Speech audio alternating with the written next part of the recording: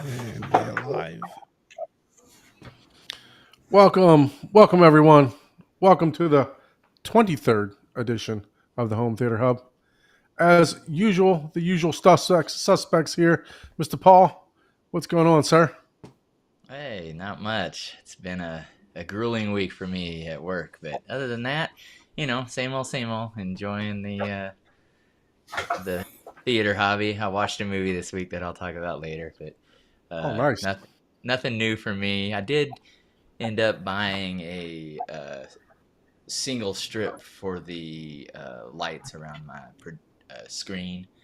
And I'm not going to have one on the bottom that's one seamless. So I'm hoping to test with that to see if it does better at the integration of the light that's on screen. But Was we'll it see. It may be the was it the same. Govee? Is it still Yeah, Govee? I thought you already it's still had Go. one. It's still Govee, but it's one long, like 30-foot one that'll go all the way around left to right without any separation. Ah, okay. Because I thought you already I'm had. I thought you already had one that was good. I Oh, have did it it all break? going all the way around, but it's four different strips. And what I want to do is get rid of the power brick that are on the top, um, get rid of any wires that are exposed, and just have one wire on like the bottom right or left that will wrap from there. And then I don't really need the light on the bottom Yeah. because that's being hidden by all the cover up stuff. So Uh, it's like, well, I don't even need that. So I just want to see if it integrates better because right now I have four and they overlap by two segments.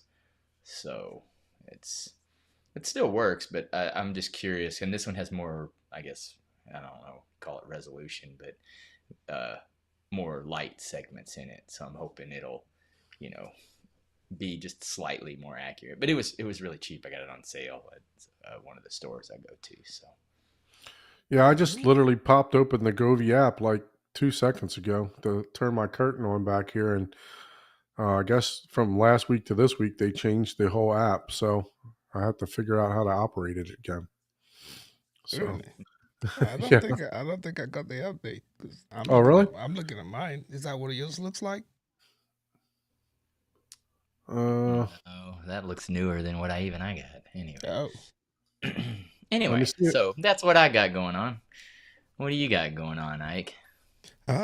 Really not much. I've been just tied up with work, trying to finish up a project at work, so it's just been keeping me down. And yeah, I'm still working on my on the video that is supposed to have gone out this last week. So hopefully I can get it out by this weekend.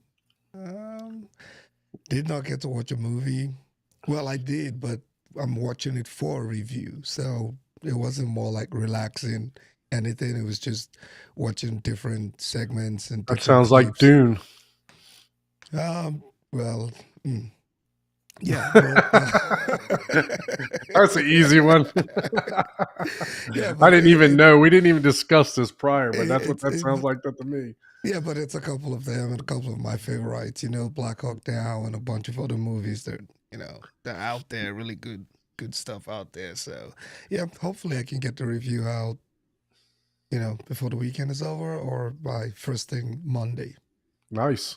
Yeah, Well, I'll go after this, but let's without any further ado, let's bring our special guest up. yeah. We Let got me let me do that. we We got got Mr. Joe and Tell in the house. What's up? What's going on, man? Is that like the typical YouTube intro? You got to go like this. It's Yeah, you exciting. gotta. What's up? Yeah. Oh, okay. Welcome YouTube. No. Oh, okay. How's it going? How's it going? you, Thanks for you, having me on. you're the guy with the 100K, man. None of us got the 100K like you do. No, I don't. I don't. don't I'm even have slacking. 1K. I'm slacking. I'm not a good YouTuber. You're close. You're I'm a very bad close, though. YouTuber. Very, very close. You put in some hard work, a lot of videos. Those of you that don't know Joe from Joe and Tell, make sure you go over to his YouTube channel, Joe and Tell. Subscribe, do all that fun stuff. Like, subscribe. He's got a lot of good videos over there, very educational. And he's working on a lot of special projects right now. So, Joe, Ike, myself, when we first started, well, Joe was already started for a while, but a lot of the inspiration for this show actually came from Joe's show.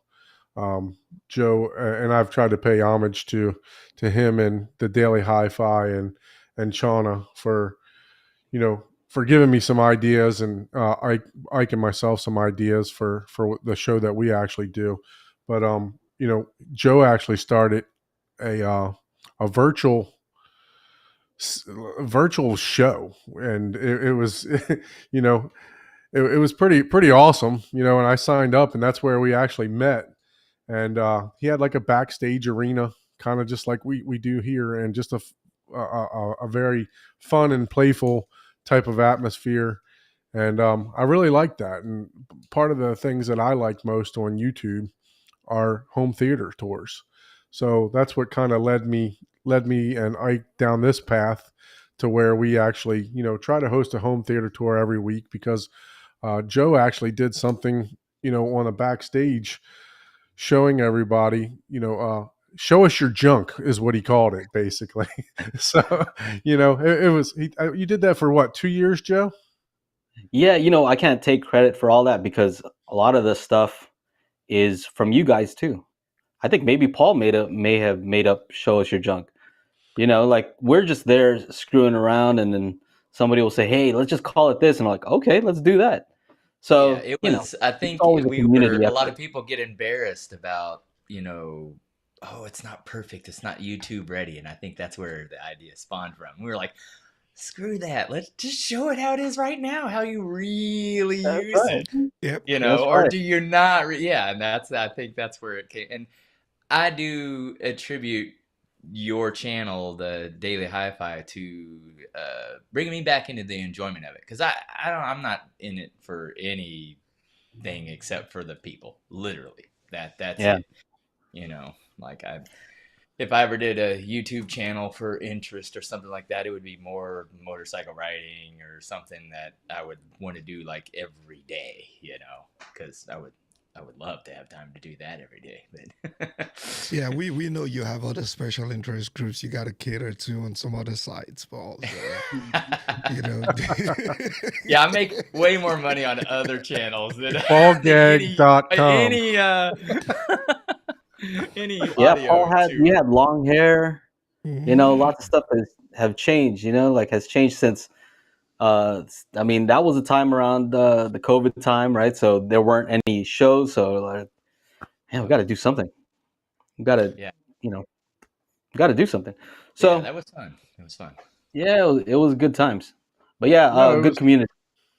it was definitely great. It actually, inspired me on a lot of stuff. I mean, and it was cool that it was like, pre-recorded, and that you could watch. It was scheduled events, just like as if you were, you know, as at the show for seminars and stuff like that. So it was very good idea. Very, very, Thank you. I still think that it could be still successful.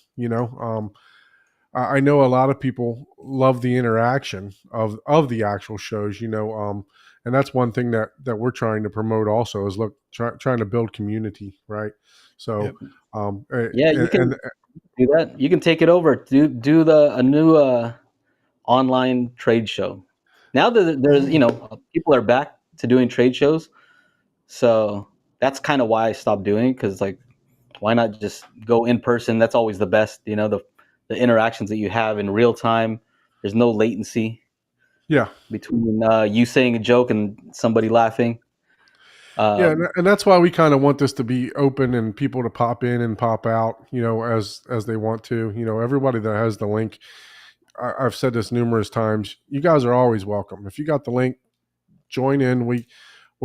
Now we're able to have up to 10 people, on the stream, and if it gets to a point to where, we need to do more, I'm all about looking at Zoom or another platform to try to stream on and do it. So, but yeah, I mean, I just like having the camaraderie and the people to chit chat with about this hobby. That's, unfortunately, sometimes it's kind of like you're segregated, because there's not enough people in your area, or wherever else that you can get to. And so your show, the Daily Hi-Fi on Monday night, I enjoy listening to you guys. It's now it's Tuesday Tuesday night, now. so Yeah, the we time moved. changed. Family stuff. Yeah, Yeah. so it's now Tuesdays. Thank you I for think reminding it's me of much that. later, right? It's 8 p.m. Central, 9 Eastern. Oh, don't put me on the spot now. It's Yeah, we know Joe date and time, 6 but we're p.m. not gonna go there today. But something like that. 6 p.m. It's on Tuesday. Catch it. Yeah, I was looking Um, for the link the other day, and I was like, oh, where's it at? And then I saw it pop up on Tuesday. So yeah. Well, you know what? I just want to say thanks for kind of the shout out. Because we are all building off each other. Yep. Like none of the ideas that I have are brand new. I'm sure I got it from someone and somebody. It's all kind of like building off each other, and Yep. hopefully, so my thing is just I appreciate when somebody at least acknowledges, hey, this is where I got the idea. I appreciate it.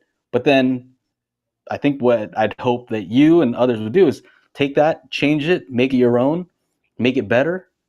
You know what I mean? Like a straight copy is not, right. it's not gonna be as good as the original, but if you do your own thing, now it's gonna be its own thing. You know what I mean?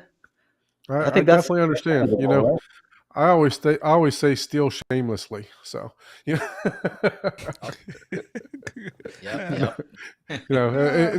that's something that I tell a lot of my management. Look, because we have team meetings and everything else like that, and we have different divisions all come together, and then this guy may have an idea, that guy might have an idea, and like you said, just steal shamelessly, and give credit to where it's due. So definitely appreciate you joining the show, Joe. It's been long overdue for you to come on here, but yeah, look, the Daily Hi-Fi show Tuesday nights. It's something that I enjoy. I was getting on Monday nights, but enjoyed listening to it because I actually work a lot of hours, and that's part of the reason why we host this show so late too. and we have the first lady in the chat too. Hello, Angela. Oh, very nice, very nice. Hello, Angela. How are you? So Hi, yeah, wife. we enjoy getting on the after show on now Tuesday nights. Those of you that aren't a Patreon or a YouTube subscriber to the Daily Hi-Fi show, make sure you go out and you join that so that you can join the after party, we call it, and we chit chat, amongst each other, kind of like we do here. There could be as many as 10, 12 people on there at a time. We've had more. Joe's had some industry people on there. I actually talked to Anthony Gamani one time afterwards. We've had Don Dunn on there, crazy Don Dunn. He's had a bunch of other people on there on the after Lots show. of people, Yeah. Man, you guys are so serious here. You guys are so professional. Yeah, right. There is nothing scripted here. I'm still on my first I know beer. all you guys. I talk to you guys all the time. This Triggers is not how we Paul, talk. man. This is not how we Hey, talk. Gets This triggered by is something. the Don and Ike show. I just listened for a while. Oh, I see. Whatever. And the reason I say that is just because Paul usually is talking way more. Yeah, no, Paul's got to get lubricated, so he's. Oh man, that just came out. Yeah. There you go. My problem is I talk too much, and I know that, so I have to let other people. I have to concentrate to let other people talk. Otherwise, I would talk forever. No one else would get a word. We have Adrian in the green room. I'm gonna pull him in. Bring him in. Yeah. What's going on, Adrian? Another YouTube celebrity. Not bad. I just didn't want to miss this episode. Absolutely, Nice. man. You're welcome whenever. Thank you. I've never met Appreciate you, it. Adrian. Nice to meet you. Pleasure to meet you too. Yeah, Adrian has a YouTube channel, Upscaled Reviews.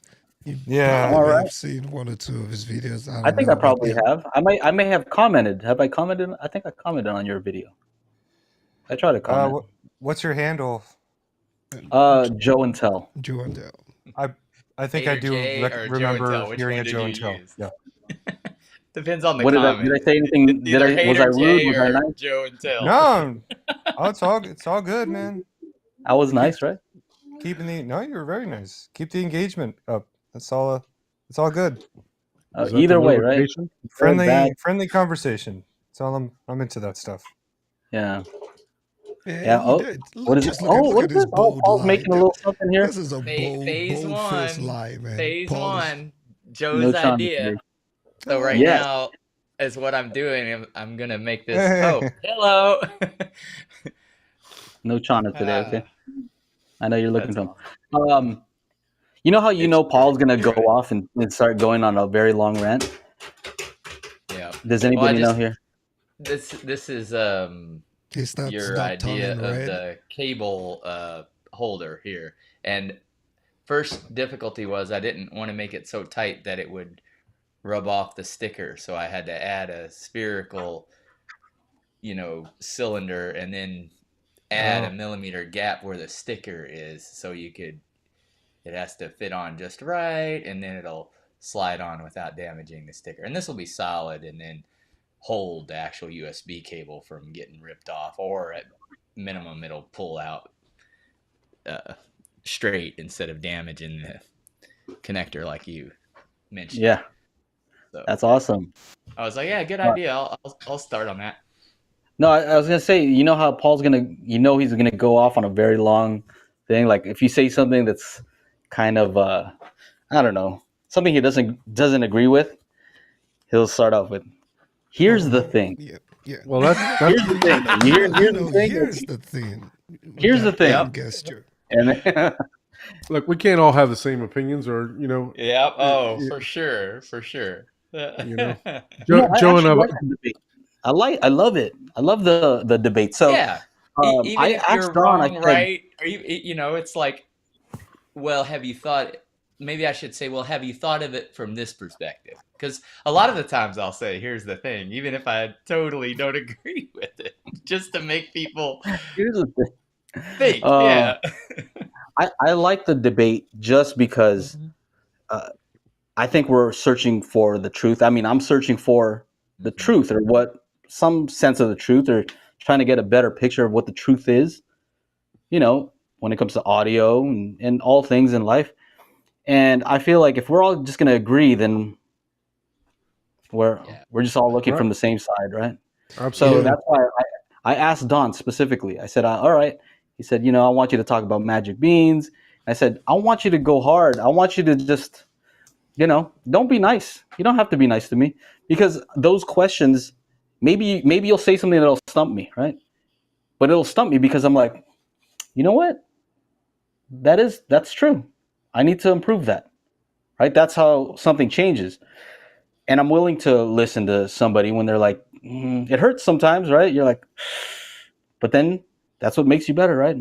The reason why we moved from Monday to Tuesday is because Remy, the one who you just saw right now, she's playing club soccer, which is a little bit more serious, and they're playing against boys that are a year older, and I mean, it's not a pretty sight.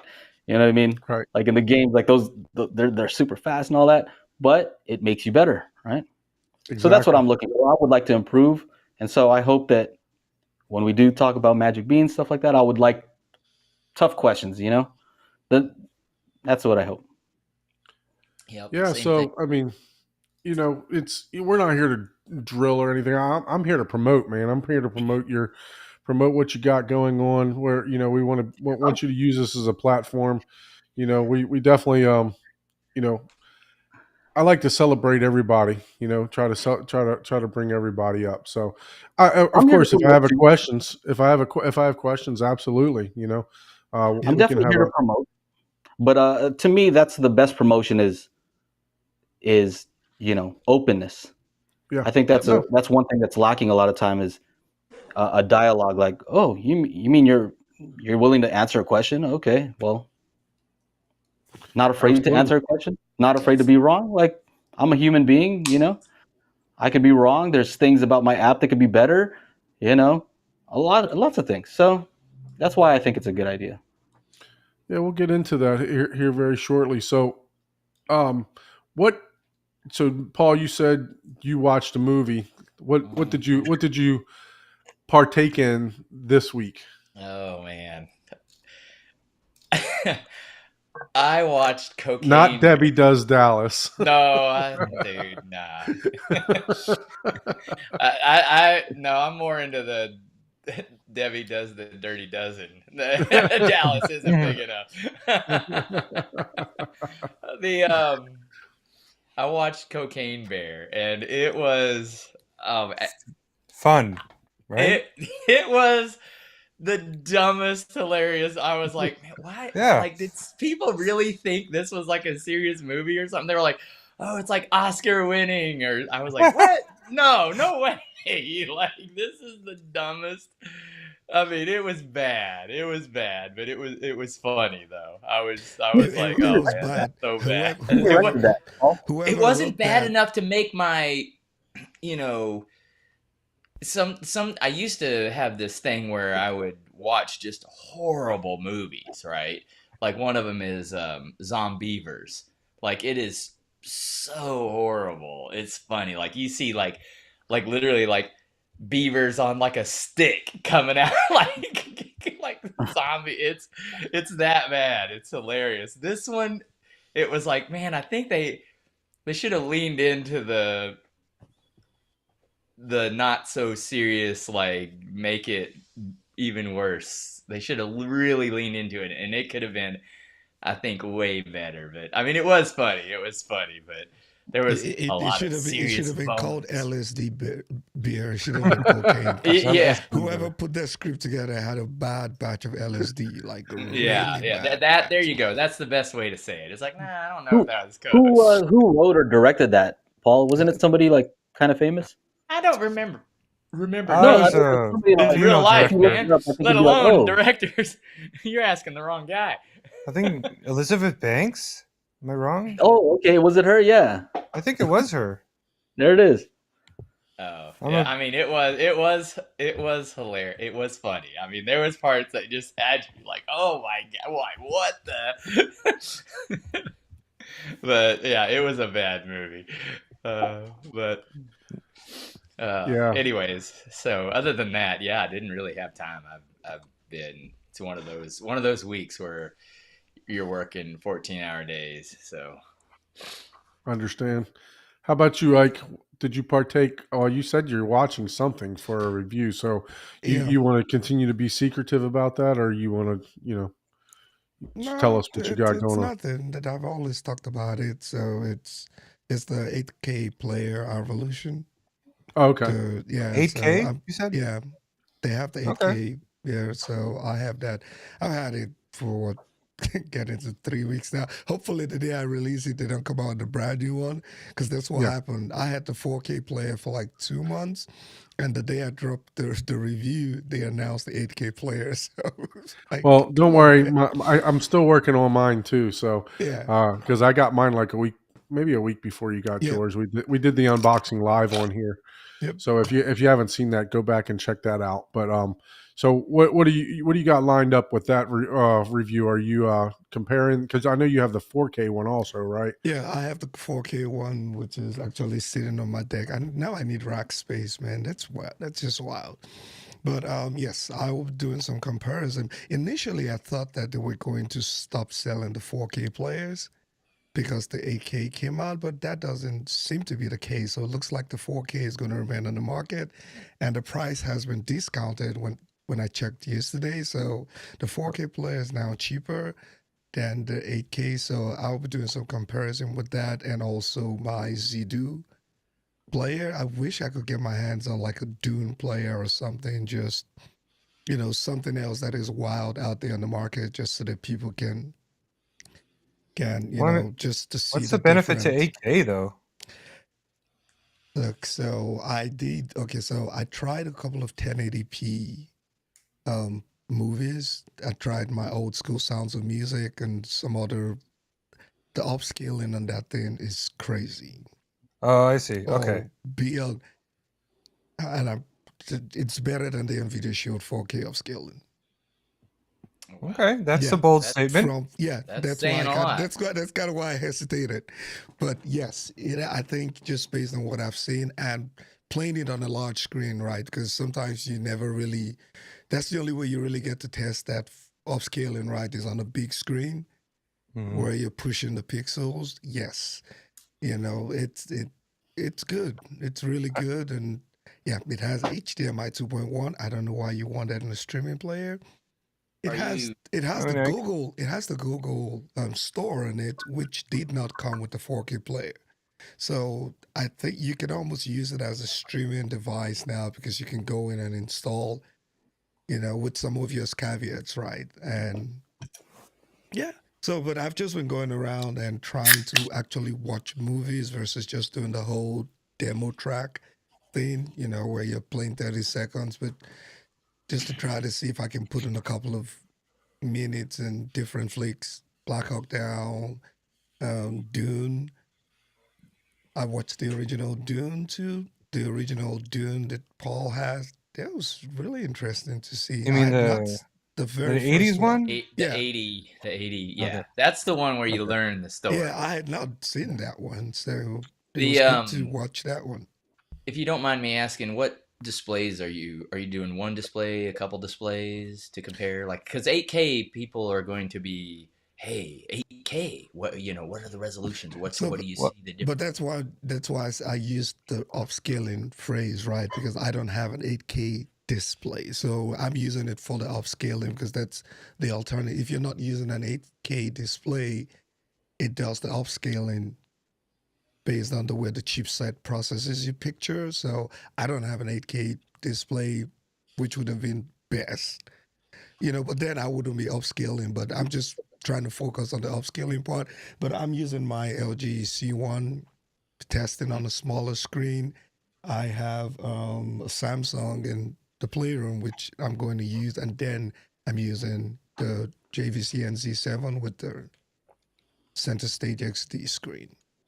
Yeah, But so this, but you should be able to use the 8K portion if you run directly into that NZ7. Yeah, It should yeah. be able to e-shift I that haven't to that done it 8K. yet. Yeah, I haven't done it yet, but I think the NC7 does have the 8K e shift, or It does. It it's does 8K. a half pixel, I think. That one, Mm-hmm. Yeah, right? Yeah. Yep. And the NZ8 is you probably the NZ8 or what's it? Is there an NZ9? I don't remember.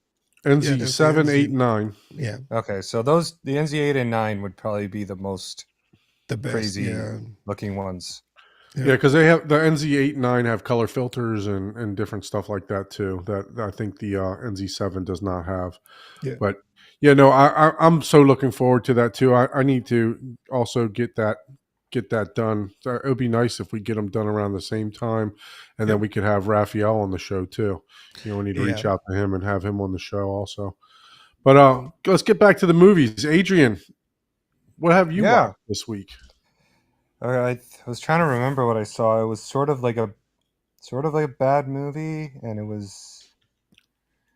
I think Bear was better. I was trying to remember. I've been Jeez, what watching the did new you Fallout watch? show. Have you guys seen that one? Or I've heard it's excellent. Not watched it yet though. I haven't I'm a watched big it. Fallout fan of the video game, so it's good. I mean, I like it. It's kind of it's got it's like no, they didn't really hold anything back, and it's like hard R stuff because you got Okay. heads exploding, that kind of thing, lots of bloods and guts. They're swearing like crazy, and if you're into that, Yeah, I heard the uh, home theater experience for that is excellent. I was listening to Brightside podcast, DJ's yeah, podcast, and they were talking about how good the home theater experience is with that. So, did you watch The Last of Us? I did. Yep. I saw that. I So is this one following script like The Last of Us did? I mean, You no, it's not.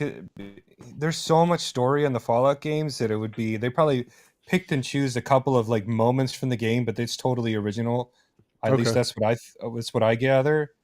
The Last of Us is just they just narrated the cutscenes from the game basically and made them into a right? show. I mean, not one for one. They did make some changes here and there, but I think I think it's a solid show. I do remember the movie that I saw that was not very good. It was Argyle. Okay, Argyle. Oh. Yeah.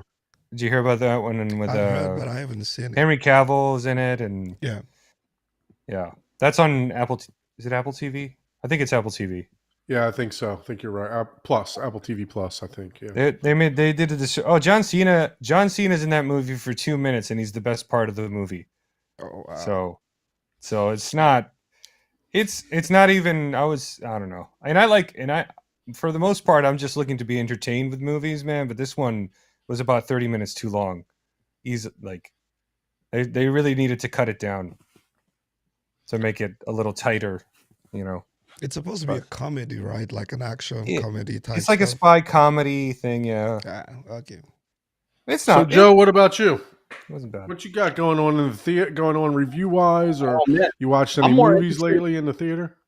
I'm more interested in hearing all the bad movies that Paul's watching. That's what I want to hear about. I want to hear the Cowboys first one, like versus aliens. Yeah, Cowboys Okay. versus aliens. The Zombiever. Piranha 3. Piranha is that's pretty bad. But a What's lot of that? people like that. Sharknado. They all seem to be related to like animals of some sort. Well, You guys call it Hurricane beavers, Heist. a lot of animals, them are for bears. some. Yeah, a lot of them are What's for up with some that? reason. Sharks, snakes. Yeah, I have no idea. It's I guess just people don't have a good. I think people that do those types of movies probably are a little, doing Yeah. a little stuff, and what they see while they're on that Oh, entertains okay. them. I'm imagining, so that's like and you're most of the time going to see animals because you're It's- probably out in the. It sounds to me like you're looking for the worst movie possible, like so bad that it's actually good. You know, when it crosses that line where it's like so bad Yes. you're actually Like a like Dumb and Dumber? laughing. Yes. You're looking You're for just that, right? constantly laughing, or you're just like, "Oh, what?" Yeah, yes, I did that for quite a while. I did that. Napoleon Dynamite. You know, Yeah, those it was classics pretty that good. just make you laugh, but it's just so stupid. You know. Oh, Yeah. these are so like when I'm talking bad, I'm talking like you'll see the hand of the puppet or whatever they're trying to do come out.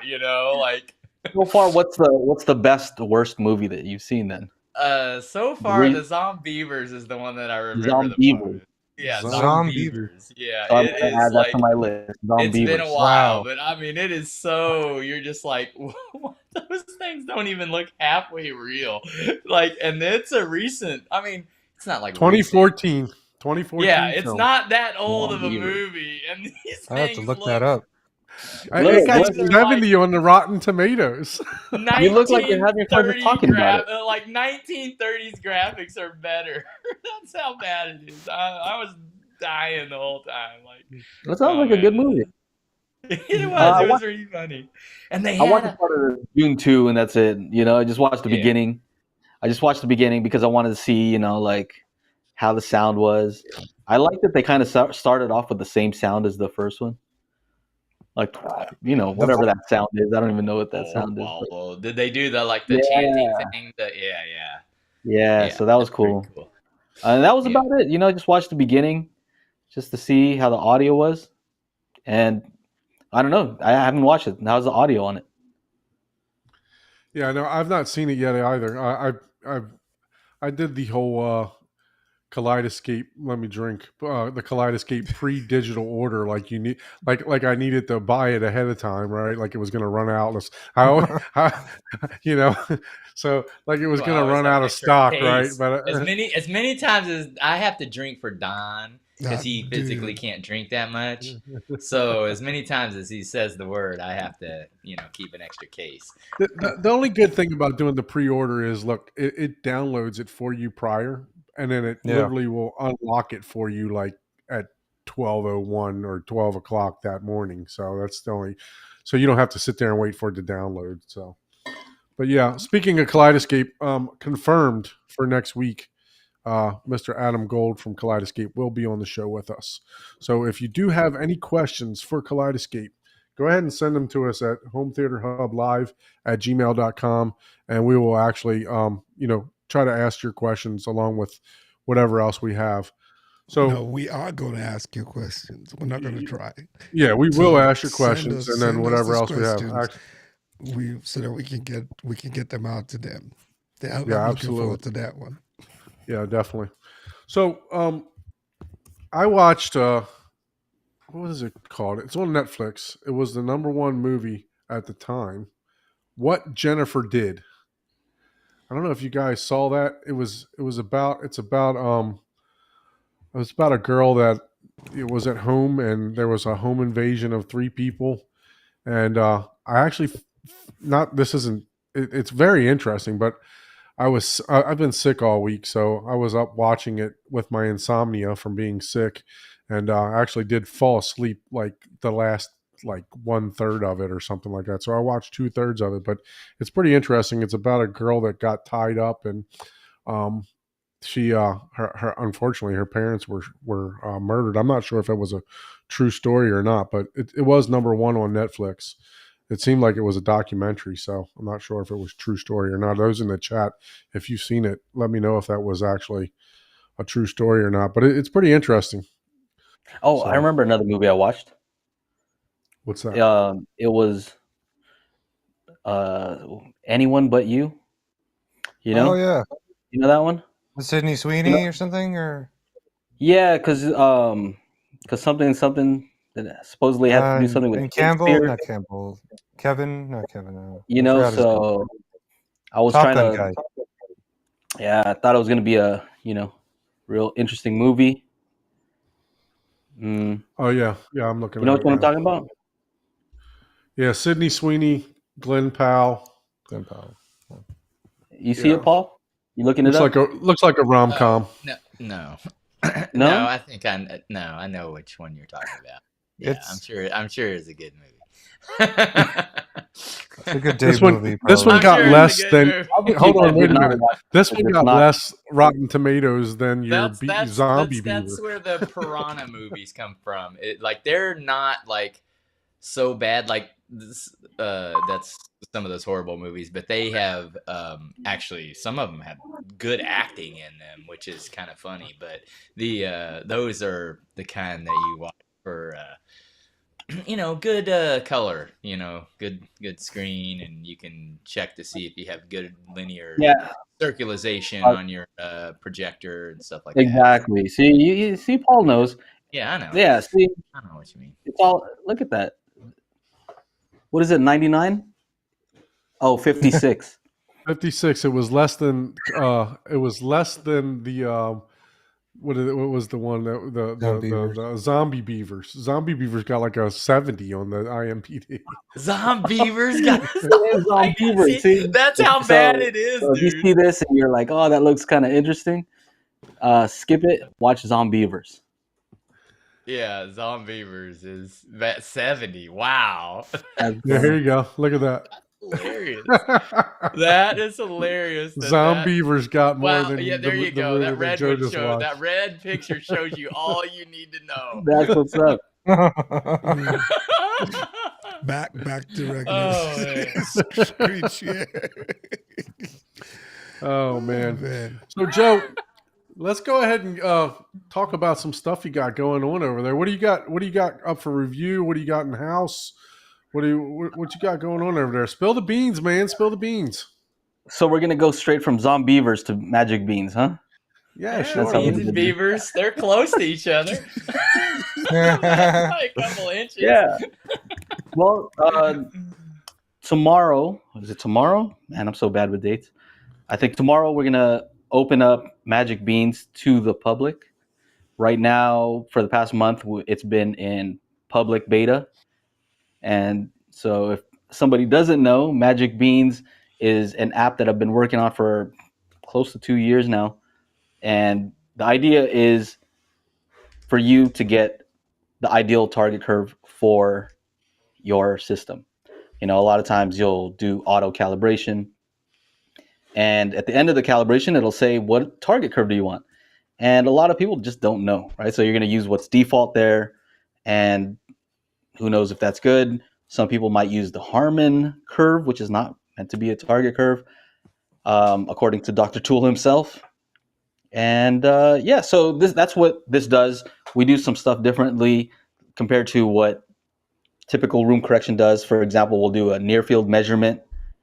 So we have an idea what the on axis is doing. So we know what the speaker itself is doing. Then we're also able to tell what the room is doing.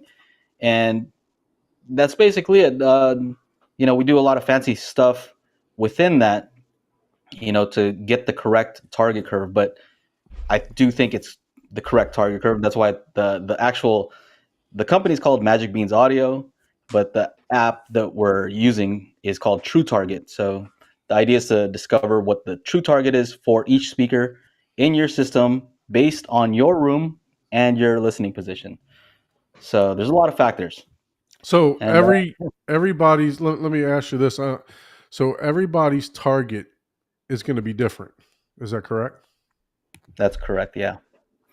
Everyone. So we have a Discord group, and people post their target curves, their true target curves, and it's interesting to see all of them. Yeah. So right now it's still here, 9 hours left. So if you are interested in it, then we have an early access. So starting, is that 19? Yeah, tomorrow. Starting tomorrow, you'll get a discounted rate. If you wait till after tomorrow, you won't see the screen, and you'll just pay the regular price. So I can actually share the what is screen if the you want to regular? see what it Yeah, looks if you want to, yeah, absolutely. Yeah, if you want to see what it looks like inside. Let's see Yeah, here. man. Show Yeah, us some of the Paul. Discord stuff that if you want to. Paul, can you Show stop us some of sharing the so that you can Discord stuff. share? Let me unshare here. Stop Is this sharing. And I'll pull your screen up now. Yeah. so? This let's is see. it. So stop using generic target curves. So we consider lots of different things when we determine the target curve. So these are the three things: the speaker characteristics, your room acoustics, as well as your listening position. So all those things are considered. If you don't know one of these things, then you're not going to get a true target. So for example, when you do a typical room correction, it doesn't know the specific speaker characteristics, right? It takes a measurement at, most room correction takes a measurement at your main listening position. And so the speaker has already, let's say, interacted with a room, right? So when the speaker interacts with a room, you take a measurement. Well, which one's the speaker and which one's the room? You can't tell. And that's why we do near field measurements. So lots of video tutorials to try to make it easy as possible for people. That's why it took so long, is because some of this stuff is complicated and we wanted to make it easy. Sometimes making it easy is the hardest part. So these are the things that we recommend that somebody have. There's you see that Sugru right there, that red Sugru. That's why I asked Paul, because these things, the ports on the U mic, they break very easily. So I said, could you make a little something? So you guys have seen our spatial audio calibration toolkit that Chana and I made. So this plays the pink noise for all the channels. And we also provide pink noise for somebody who doesn't want to buy the toolkit. Although the toolkit has a lot more than just pink noise, but we do include pink noise for people. Okay. That can be. So the pink noise. So the spatial audio, that's not included in this, because I know you have that also. We'll talk about that also. Yeah. That's a whole separate disc, right? So that's not Correct. actually included in this package. Correct. So we do include the pink noise, so at least you can run Magic Beans. I still recommend getting the toolkit just because there's a lot more features that you can use to calibrate. But it works on Mac, PC, Android, and iOS still getting approved. Hopefully, it could get approved by tomorrow. We never know. But yeah. So it works up to 9.1.6. We have two versions, a standard version and a pro version. So 9.1.6, custom layouts. If you have up-firing speakers, then we have to EQ those slightly differently. And we also have a pro version that allows up to 128 channels. So if you're a pro calibrator and you're doing crazy theater, you can do up to 128 speakers. Damn. And we export to a lot. We need to actually update this. Look at Paul, YPOW. We can export to YPOW. If you have YPOW with a GEQ or PEQ, we can export to those. Oh, You know, mini it must DSP. be a good app then. That must be good, right? So Odyssey Multi-QX, we support even something as simple as 10-band EQ. So if you have our graphic EQ, so if you just have something with graphic EQ, we can give you a calibration for that. Of course, it's not so going to be as break precise. this down into layman's terms for me, right? Sure. So I purchased this app, right? Yeah. It gives me a target. What do I Mhm. do with it from there? What is what is the purpose of it? And you know, okay, I got my target. You ran the app. What do I Mhm. do? You say export, right? But what am I doing with this once we're to the point that I do all the measurements and everything else? Yeah, that's a good question. So, what does it do once you export it? And let's say you're using Dirac, right? And after you do Dirac, it does the time alignment, does levels, and then at the very end, it asks you to, set a target curve. And I would argue that that last part where you set a target curve is going to affect the sound more than pretty much anything you do, because that's changing the tonal balance. That determines how your system's going to sound. So if you have the treble way up, okay, well, that's how your system's going to sound, right? If it has too little treble, that's how your system's going to sound. That's the reason why people buy certain speakers, because it sounds a certain way. And then you use this, you use this auto calibration, and it's just going to change the tonality. That's to me what I have an issue with. When it comes to Dirac, I think they do a great job with time alignment, phase alignment. The impulse response stuff that they do is awesome, right? But then when it comes to the target curve, that's where you can use something like this. You can import the target curve, so now you're getting the best of both. You're getting their time alignment, phase alignment, and you're getting the correct target curve for each speaker. I'll go into that in a little bit more. By the way, as far as export options, I noticed that we don't have some of the newer ones that we can export to. We can export also to Trinov. Not directly, they have a Trinov import, but I have to work with them if I want that to be like a direct import. But on the Trinov, it gives you an option to use um, I think it gives you about 32 bands where you can draw in a curve. And so we can do that. Let's see here. So also parametric EQ. So if you have, let's say you have a device that just has parametric EQ. Sometimes they have different numbers of bands, right? So if you have an SVS sub, it has 3 bands, right? And so you can set the parameters here and export specifically to that. You can do real-time analysis. So this is something that other things don't do also, is they don't show you what happens afterwards, right? They say this is the predicted curve, and you kind of just have to assume that, yeah, that's what you get. With this, we have something where you can check to see the results. But the good thing about that is also after you apply your crossover and you have bass management, is your sub loud enough? What level should you set your sub so that it matches the target curve? So you see here, I'm adjusting the sub upward till it Let me go matches the back line. and share that. Sorry. Oh yeah, you see Okay, here. I'm sharing. Yeah. So this is with the base management, and sometimes this is too low, and then you can just raise it up until it matches the line. And this is all done in the app. This is kind of how it looks here on the right. Let's see here. So your Yeah. target curve, let me ask you. So Mhm. I've always been told that flat response, that's what we're trying to achieve, right? You have it right there, global target. It's almost a flat response, right? So is that Mhm. what your app is doing? Is it EQing, or is it applying filters to get a flat wave across all frequencies, or is it going to be different for after it's applied for every single room? That's a great question. So that leads exactly into this. So if we take the near field response and we just flatten it, like as if it was a studio monitor, right? If we were to just make each speaker flat, that's what you see here when you look at per channel EQ.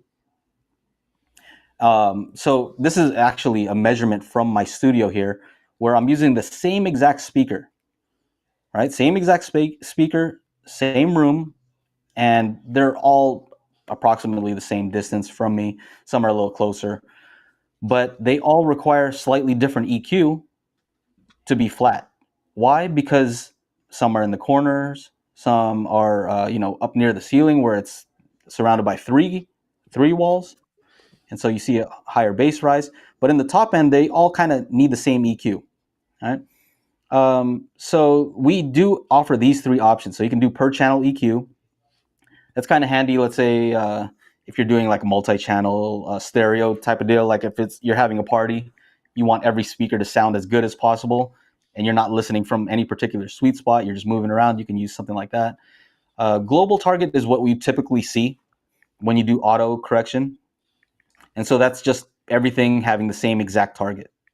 But then this is the one that I usually recommend for people to use, called Unified Sound EQ Target. So Unified Sound Field, and this is a combination of that per channel EQ and Unified Sound EQ. So here's per channel, right? This is what we'd EQ each speaker to. This is actually the target curve for each speaker, right? And what we do is we actually unify it, so you're getting a combination of the global EQ and the per channel EQ. So what we do is we try to find out where the transition region is. So you guys may have heard of Schroeder frequency or transition region. So we determine what that is, and we blend from the near field response of making that more accurate to this unified sound field where they all have the same bass, right? Similar bass profile, because you don't want one speaker to have way more bass than another speaker. That would sound weird, right? So the bass is And that more Schroeder moldable. frequency, that'll be different in every room too, right? Correct. Yeah. Correct. It's different for every room. And so yeah, this is not a direct splice. We find where it is, and then it's a slow blend to this unified sound. Let's see here, far field. So it's showing you the different methods that we use. We use a moving mic method because within about 10 seconds, we can take, I don't know, about 60 measurements, something like that, 40 to 60 measurements within a span of 10 seconds. So we're able to get a spatial average in a 3D space. So that's basically like being a manual clipple almost, but it doesn't surround the whole speaker. Yeah, so this is an on-axis measurement, and I do often compare the measurement of a speaker on a clipple. Our buddy Aaron, he has the clipple, and sometimes we'll review the same speaker, and so I'll compare his on-axis measurement with this method, and they align very well above the transition region. Another thing, so this is not on this website, but we have something called directivity detect, and directivity mismatches are not EQable because that means that what's happening on axis is different than off axis, in which case you have to just pick and choose. Do you want to correct on axis or off axis? And that's a tough choice because what you hear at the listening position is a combination of both. All right. So we do detect where there are issues, and we do not try to correct it because that would be bad. A new feature that we've added to the Pro version is we've added something called speaker response export, and it kind of gives you like a spinorama-like measurement. So we can do in-room measurements and still give you on-axis response, something that's, I would say, very close to a sound power response. And from there, we can determine the directivity. So for each speaker, you can actually kind of get like an in-room spinorama-esque idea of what your speaker's doing in the room. So it's not, again, I want to make sure to let people know it's not a clipple measurement. This is not what you'd use to, Right. To create a speaker. But I think it's a good starting point for room correction. It gives you a lot more data than most room correction gives you. If you only measure in one position, you can't get that data. So, and then the pricing, Let's see here. Is this the right pricing? Yeah. So standard version is $249, and then the pro version is $399. And the pro version, I find uh, a lot of people like it because you can export directly to REW from this. So if you take measurements, you can like, for example, that speaker export, you can throw it in REW and start analyzing. Oh, do I need treatment over here? You know, it tells you more about your room, so you can actually fix certain issues. You know, if you see some anomaly there, then sometimes you just have to fix that physically. And with the standard version, you can drag and drop the target curves into REW, so you can look at them there, but it doesn't give you all the measurements that have been taken. So it's more for a professional who really wants to dive in there and make sure that, you know, everything is optimal. So yeah, Okay. that's basically it. That's basically it. So walk me through the steps, you know, just for people that are pretty new to this hobby, that, you know, that are, you know, I just bought my my Denon. What how Denon has Odyssey, it also has Dirac, right? Mhm. So what is this app doing that Denon and that Odyssey and Dirac is not doing? And do I also need to purchase the additional upgrade that Dirac base management and all that stuff has? Just walk me through the process here. Tell me, just like, if I were just to being starting off in this hobby and I want to achieve the best sound in my room by using your app, what do I need app wise? What do I need to purchase? If you could just walk me through that. Yeah, so you will need some of the things that I showed there, the recommended things that you might want, like a U mic 1. You know, if you're using Odyssey, we recommend using Multi-QX. If you want to use Dirac, then you can use that. Um, and those are extra costs, right? So that's one thing that we're aware of, is if you want to use Magic Beans, well, okay, now you have to get Multi-QX. Okay, that's $200, or you have to get Dirac, and that's, you know, more expensive. And then you also have to get a U mic. You know, that might be $150 or something like that. And you know, I understand that all the cost starts to add up, so we're very sensitive to that. I'm very price sensitive. You know, as much as I can, I'd like to reduce the cost, and that's why we provide the pink noise, for example. So then you don't have to buy our toolkit. Although I would like for you to buy our toolkit also, but I would like as many people using this as possible. So where is this? So we actually support even this mic, the mic that comes with. The Odyssey mic, yeah. Yeah, Yep. I've electrically derived the calibration from this, so I know the calibration profile, and we can use that in the app. So you can use this. I don't know that I'd recommend this over a U mic. Yep. Right. You know, but you need some dongles and things like that to make it work. But Yep. that's the kind of stuff we're trying to do. You know, it does work with other mics aside from the U mic, but I think that's cool. You know, if So somebody just I has this, purchased my they Denon. can use it. Do I run Odyssey first, or do I run your app first? Yeah. So we actually have video tutorials on all that. So let me see if I can pull it up. But at the very end, when you export, it'll ask you like, hey, do you want to watch this video on how to import it into your AVR? Let's see here. Let me load a quick one. See if you can see that. It says like how to import. Yeah, let me pull that up. Yep.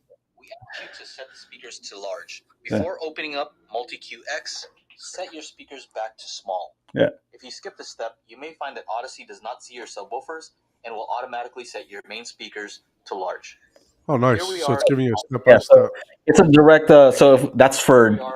This is the Dirac one. Asks you to input your target curve. The methods vary slightly whether you're using Dirac Live or base management, base control, or So Dirac you couldn't Live. afford Angela to record the voice? Oh, you Instead of, no. I mean, So we have it's like, that voice, like, We damn. got to listen to this guy's voice for not calibrating.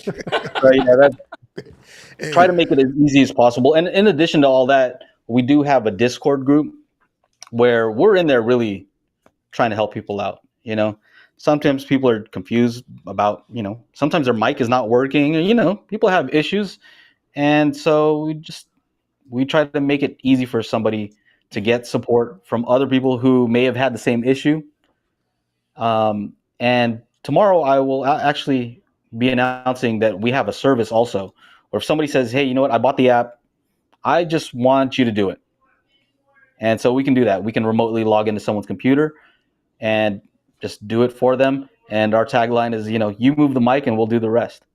So I have a question. So quickly, so if you just piggyback on Don's question, right? So you run Odyssey on the Denon. Do you need to turn off anything on the? I'm sure those of us here know that, but do you need to Yeah, turn I off get any you. I got you. processing? I got you. I Do you need got to you. I turn know off you any know. processing or things like that? I know you know because we've done it, right? Yeah. So I know that you're asking. So these people know. That's awesome. Yeah. So we definitely recommend turning everything off first. Running your speakers full range on your subwoofer. You may have it set to 80 hertz. No, crank it all the way up to the maximum frequency that it supports, so that we can get the entire sweep, and then we'll set the crossovers later. Make sure to turn Odyssey off and all that. So we're just trying to take the raw measurements, and yeah, that's basically it. The idea is just that when you here's the basic premise. Here's why it works.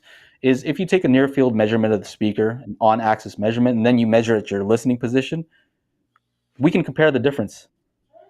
What's the difference between that? Well, that is the room's effect on the sound, right? And so when you know the room's effect on the sound, well, that's actually your room response. Hmm. We're not guessing what the room response should be. We know what the room response is. It's based on your speaker, your room reflections, and whatever's happening in your room at your listening position. So it takes out the guesswork. Um, does that answer the question? Yes. Hopefully. Yes. I just wanted to put it out there for those who are not familiar, Yeah. with what to do after that. So So Yeah. I have a So go ahead. Ask your questions, Paul. yeah. So I don't know if this is in there or not. Most people do, like, the ideal is to create a above your room transition a flat line, because they want what comes in to come out, right? They're like, oh, well, if it's flat, then I know whatever signal goes in comes out, right? What about those that have certain dispositions or even dislikes? Is there an option to, like, hey, I don't like flat above 16K. I might want to roll that off. Is there an option to do that as well? Well, that would be something that you could do as far as a tone control. So what I've found is most people will like a neutral on axis sound as long as your speaker has good directivity. So that's the caveat. If you have a speaker that has bad directivity, there's really nothing that any EQ can do to fix that. Yeah, That's yeah. the property of the speaker. So let's assume pretty good directivity, not perfect, but just pretty good. We have directivity detect, so we're not going to try to boost areas that have mismatches. But if you neutralize the on-axis response, as you move back, unless you have some giant horn speakers, right? And that we've seen that. Typically, you'll see a downward slope already. Mm-hmm. Yeah, most of them will already have a downward slope based on the distance from the listening position. But that's why the true target's so important, because what if I am calibrating studio monitors and I'm arm's length distance, right? I'm in the near field. Well, that probably should have a flatter response because I'm close to it. Mm-hmm. Yeah. Yep. And take that same exact calibration, and if all I do is move backwards and I take that main listening position measurement, it will also have a downward slope. So that same calibration where it in the near field it's flat, and in the far field it has a downward slope, it's still still the correct calibration for both. I don't need to change the top end for both. And yeah, that's basically it. Is that clear? Am I? Yeah, no, I understand. I'm just trying to figure out, my basic steps to get the best sound out of my system. So We don't I support run wind both. Odyssey. I'm sorry. Yeah, I run Odyssey, and then I import, your target curve at the end after I'm done. Is that correct? Yes. Okay, okay. Yeah.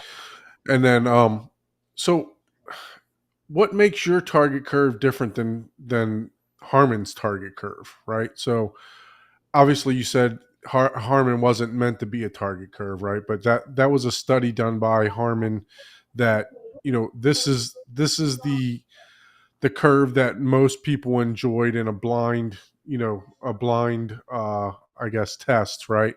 So why, and since sound is so subjective, right? It's based on individuals. What makes your target curve not better, but the choice rather than the Harman curve or the other curves that are out there? Yeah. What makes it better? So specifically about the Harman curve, I want to make sure people don't get confused with the Harman, the preference curve that it's used for headphones, which is based on preference and what people like, versus the speaker curve, which is based on the JBL M2 speaker specifically.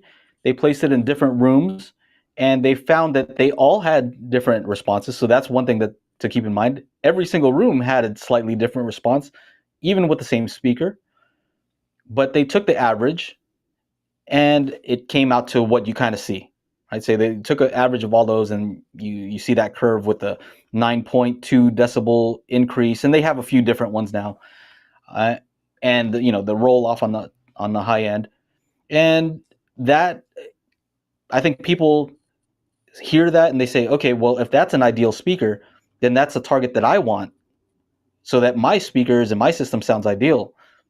It doesn't work like that though, because your speaker is not the JBL M2, and your room is not those.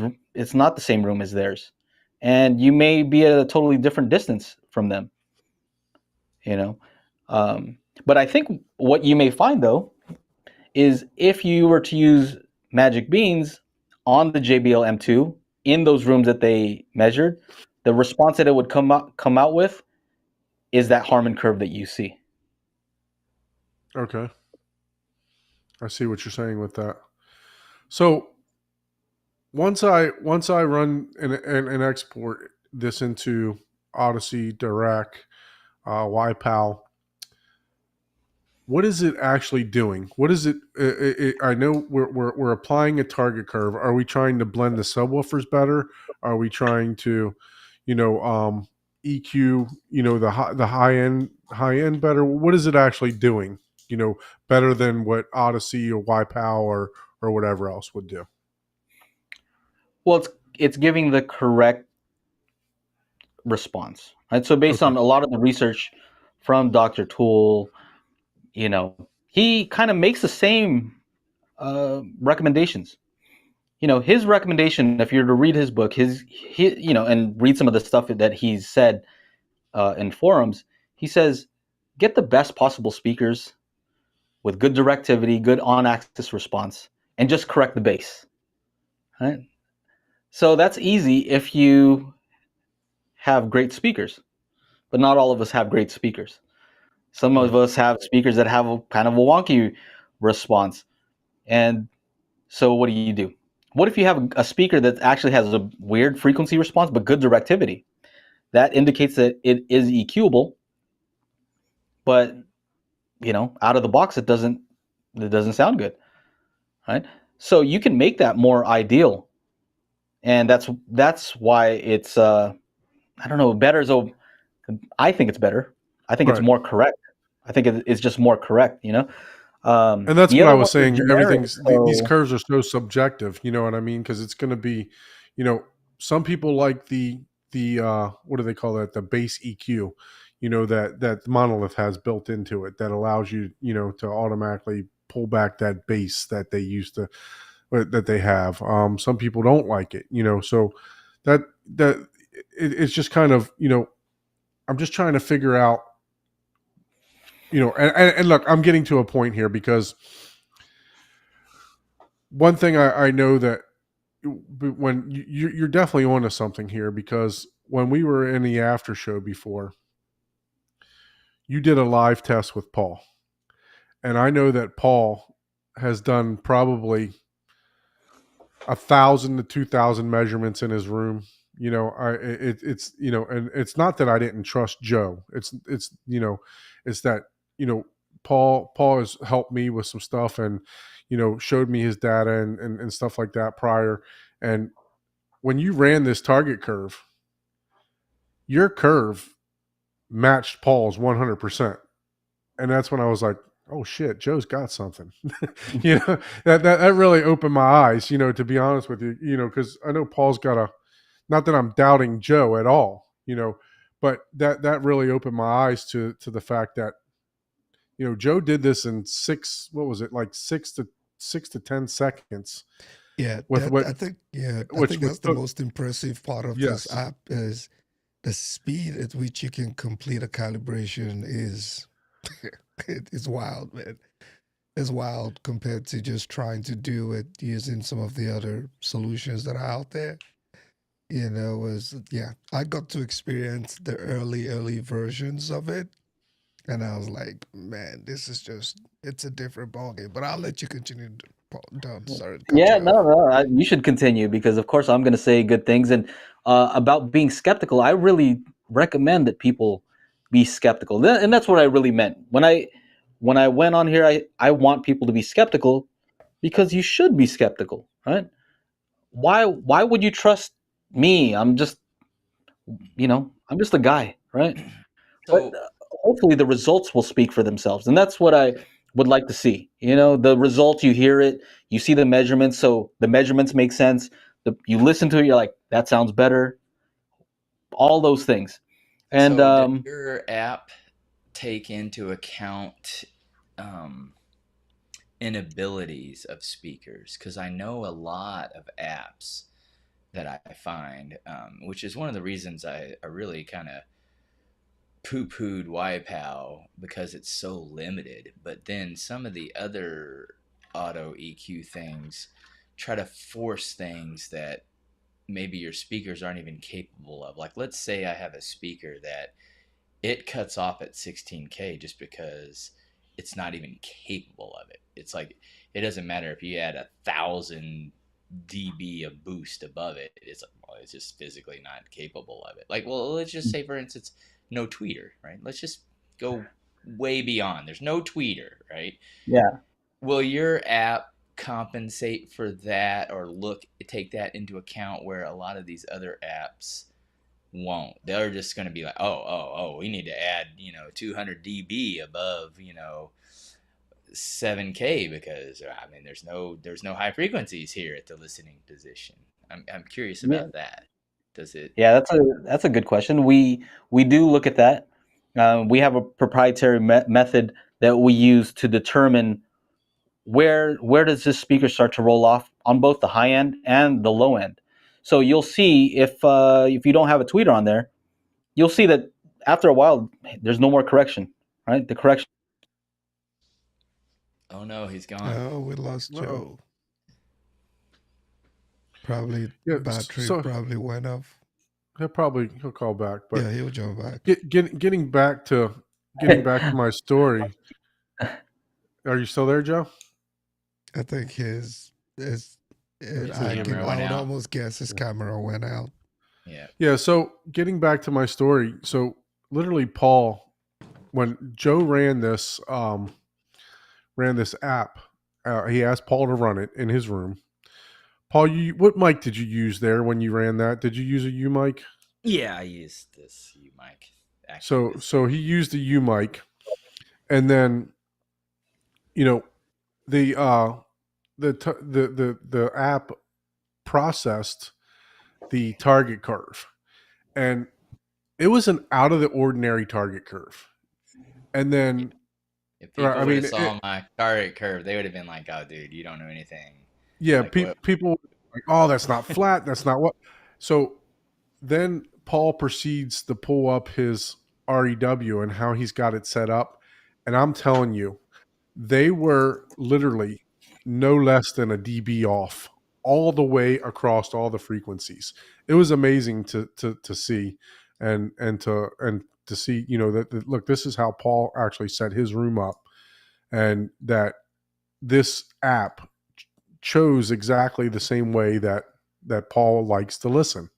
I think Joe So thought I hacked his app. Yeah, Joe will be back. Yeah, he just Like, put it in the chat. dude, He'll did be you back. just steal my app? Like, what's going on here? No. yeah.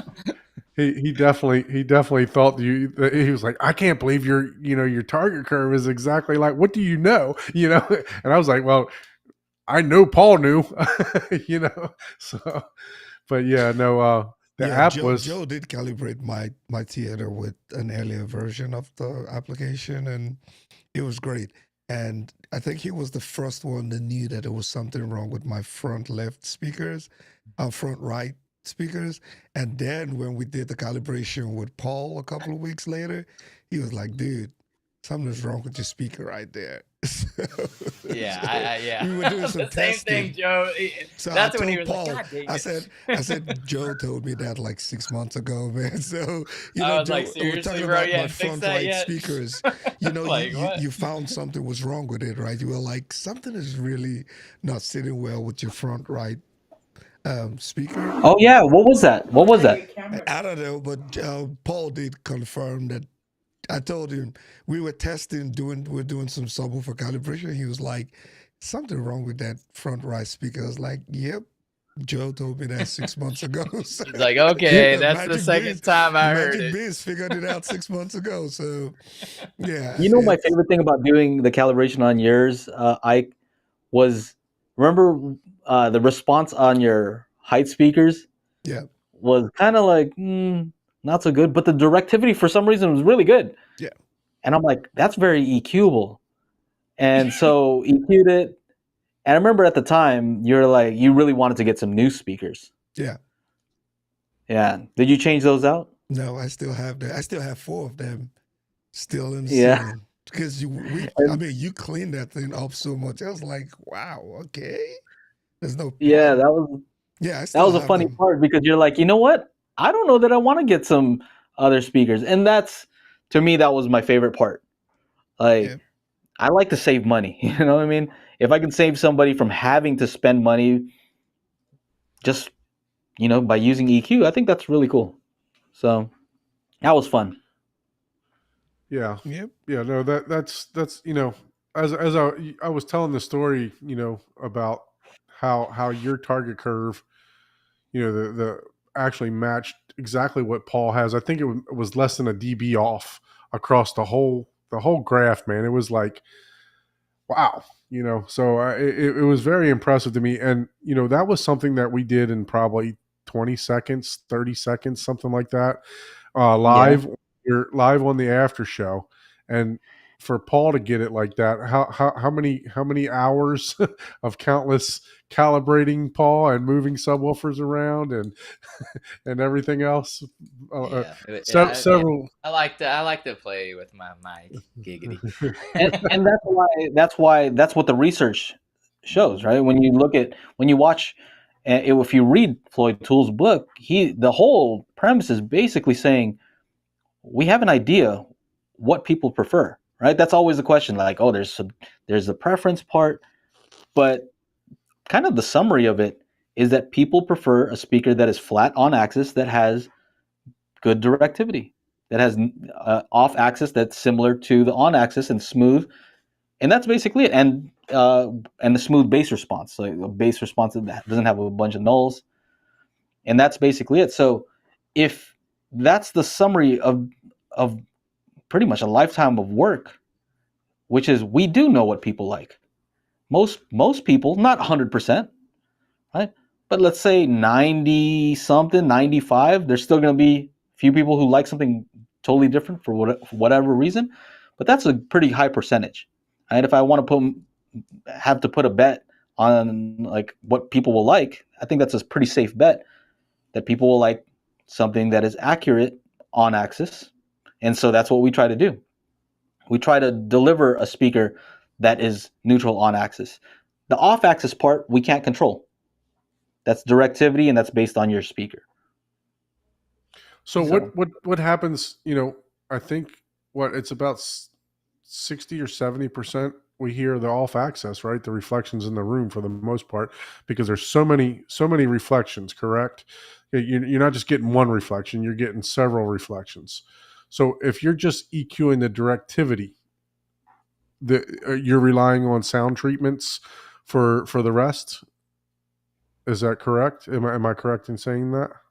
Well, you do hear a lot of the off-axis sound, but you do also hear the on-axis sound.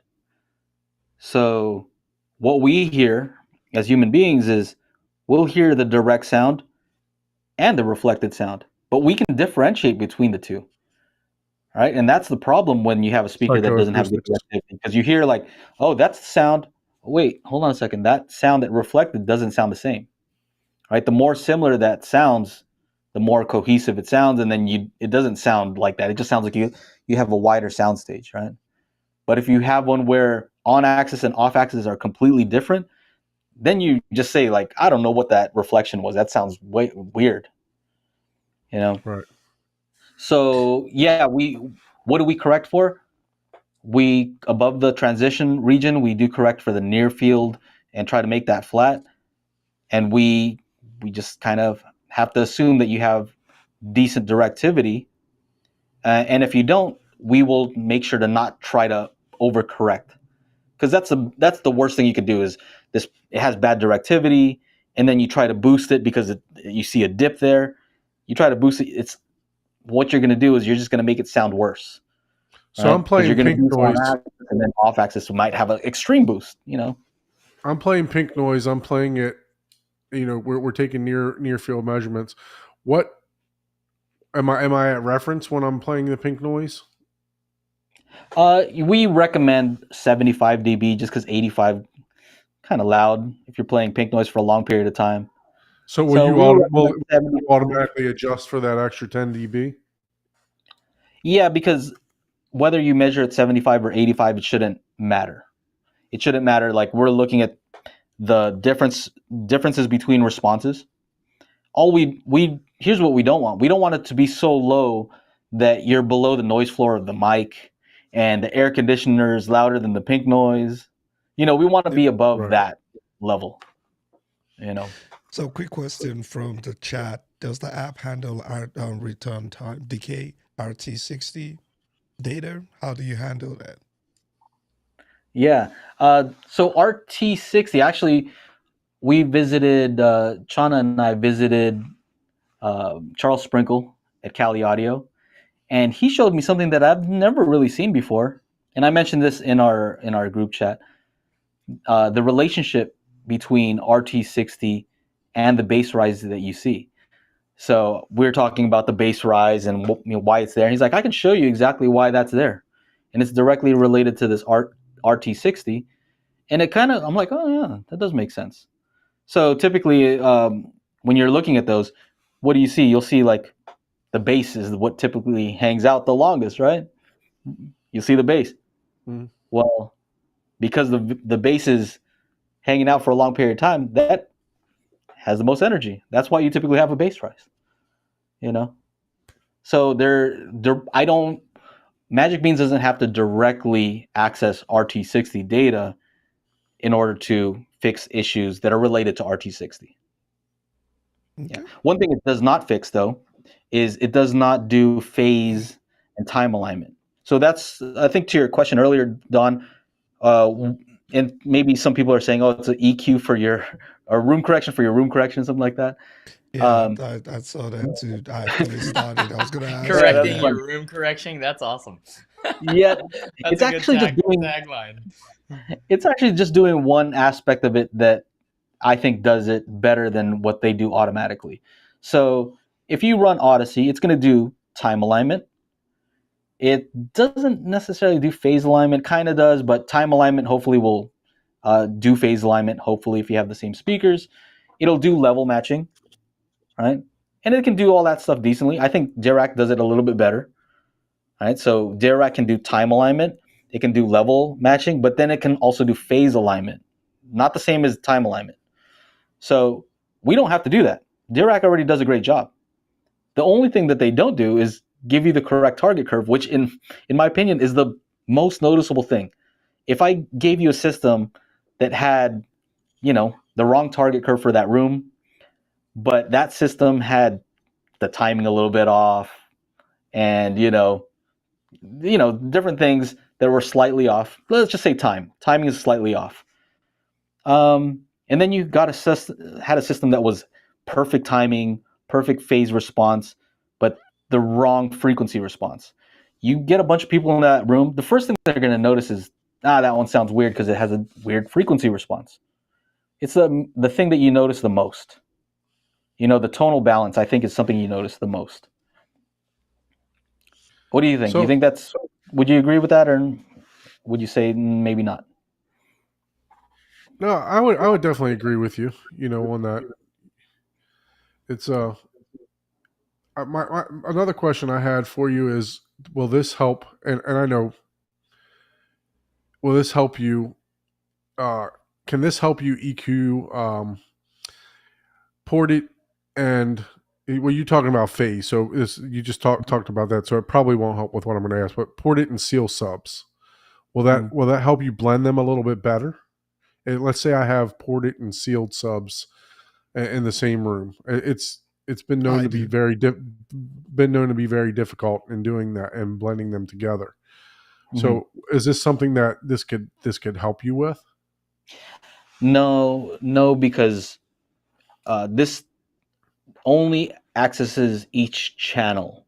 So let's say if you have 4 subwoofers, 2 of them are, let's say 3 of them are sealed and then 1 of them is ported. Right?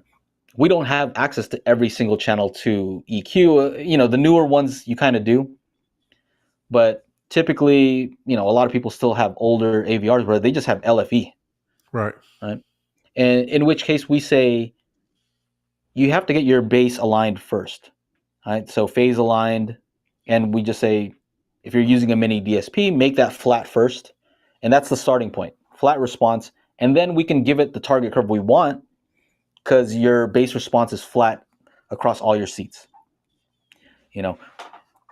But it's not something that we currently do. I mean, maybe it's something that we could do where Paul knows how difficult MSO can be.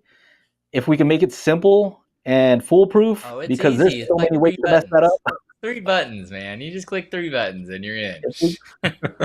Yeah, that's really the goal, is to try to make things simple, because Right. MSO is not simple. There's so many ways to mess that up, and I only know from experience where I'll spend hours, plug those numbers in manually, and then listen like, what is that? Or one subwoofer is like going crazy because It it's is an going. amazing engineering application. I love Yes. that application for that. I'm like, wow, there's some geniuses behind this. Like this is an amazing app. But yeah, that's not Yeah, a. there has to be a full dummy version of that thing, man. Because Yeah, I'm I've not tried to use it, having. and I'm like, Yeah, nope, For those of you that don't know nope. what MSO is, Paul, multi sub, what's the O for? Optimization, Optimization. optimizer. Yeah.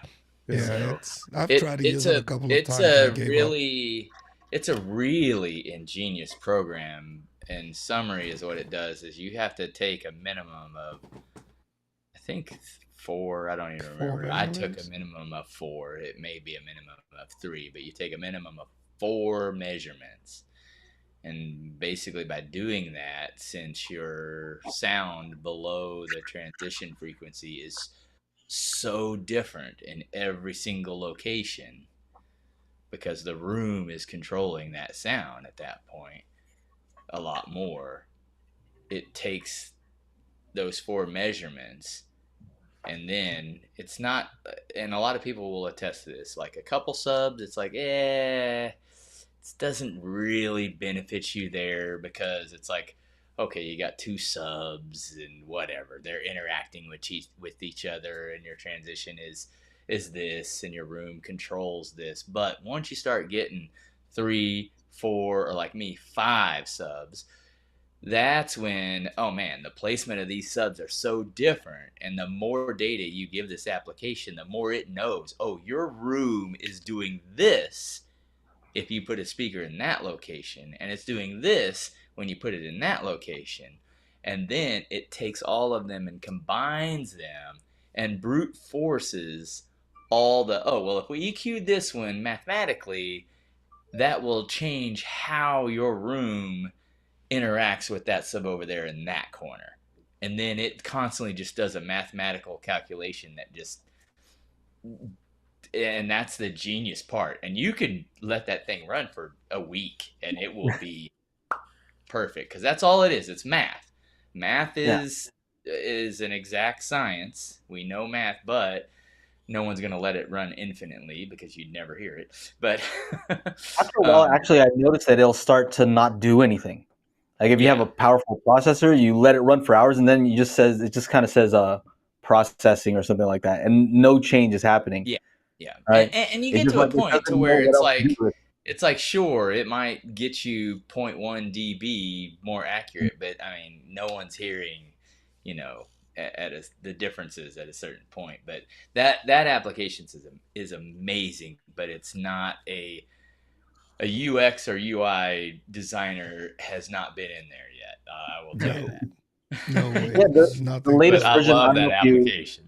I don't know if you played with the latest version, but it has a default of like 4 to 5 minutes now, because they've Dude, changed the way it can optimize. that's So in 4 to 5 minutes, it can that's it what can I get used to to a do level where you're anyway. like, That's hilarious. I would do 5, no more yeah, than 8 minutes. Yep, yeah. I would do no more than 8 minutes. That's funny. And by the way, uh, I have a developer who is the genius, right? I'm maybe, I'm just the guy who comes up with like ideas of what I want it to do, and then I test it, and if it does what I want it to do. But I'm not the guy who has to make the thing do the thing. I just say, hey, I want the graph to do that. If you ask me how do I make that graph, I wouldn't be able to tell you. So that's an example of like, it's all about working with people who are smarter than you at various things. But a lot of times, like you were saying, sometimes these guys are very into the code, and it's like they're not paying enough attention to the usability. Well, that's kind of a problem, if nobody knows how Yeah, to the use your interface. app, or you can make all Well, kinds of yeah, and mistakes. it's just like it's everyone says, "Oh, Rue, that's super easy." It's like, no, yes, for that one is easy for anybody that understands basic audio principles and basic graphs and stuff, and your RT60 and stuff like that. But if you've never heard of any of that, Rue is like a puzzle. You're like, what the hell is this? I'll show you an example real quick of like how much detail that we went into. Like if you type in UMic here, so I knew that if you type in UMic, so this is the mic section, and if you click on UMic, you just type in the numbers from your microphone so that you don't have to download it manually and then import the text file. Just that level of detail. Like just enter the serial number, we'll download it, load it into here, and then you don't have to go and try to find it. Just stuff like that. Yeah, that makes a big difference with user interface, because you're right. That's the biggest thing, which I guess is probably maybe one of the biggest perplex of this, because I don't know who is your, like, I know you have a target audience, but regardless if the audio is better, like way better, most people don't want to buy the well, a lot of people Hmm? in our community, it's different. Most people don't want to buy the multi QX or the Durac or the extra. They want to hit like one button. Like they're not even moving the mic from. They're probably putting it in the wrong position. They're hitting the button and saying, "Oh, okay, boom." So, what is your proposition for those people for your application? Yeah, that's a good question. What I say to the people who are not really interested in improving their sound? Let's say for somebody who's already happy with how it sounds. They don't even run Odyssey, and they're just like, I just hooked this up. I'm good with it. I don't know that I can get to those people, right? Because they're already happy with their system, right? Yeah. And I don't know that I'd want to, right? If they're happy with their system, then let them be happy with their system, right? Even though if you and I went there, it'd be like, it's not so accurate, But I don't want to be the guy that tells him like, I might make some recommendations and say, hey, you know what, we can try this, and why don't you A/B it and see if you like it better, right? But I don't know that that would be my immediate target demographic. I would say somebody who already recognizes most of the people. Okay, so most of the people who buy this, I ask them, do you not like the way your system sounds? Like why did you buy this? And a lot of times they'll just say like, I ran Odyssey and I didn't like the way it sounded. That's a common one. Or I ran Dirac and it sounds good, but I know it can make it sound better. It's like they have a feeling that I know I could make it sound better. How do they know? I think it's maybe because if you run Dirac, it does a lot of things right, but then the target curve, I think it doesn't do as well as it should. But let's say if you have some very good speakers and you hit pure direct and you just bypass all the room correction altogether, right? How many times have if you do some kind of shootout, there've been tests that some people might even prefer off. That's pretty bad. Yeah. If you make a room correction and people prefer off, that's not good.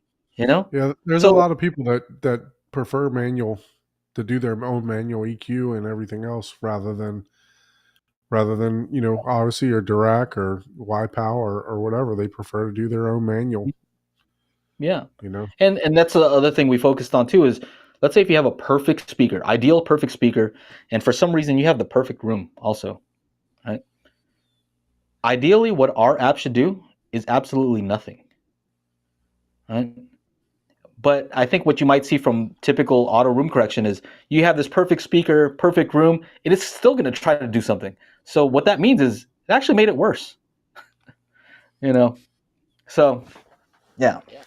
Good. Hopefully that clears up some stuff. And Yeah, no, I like it. I like the options, because that's the thing. Like you said, right now it's just I like the options. I like the openness of, hey, it's there's nothing that's perfect. You're going to continue to work on it.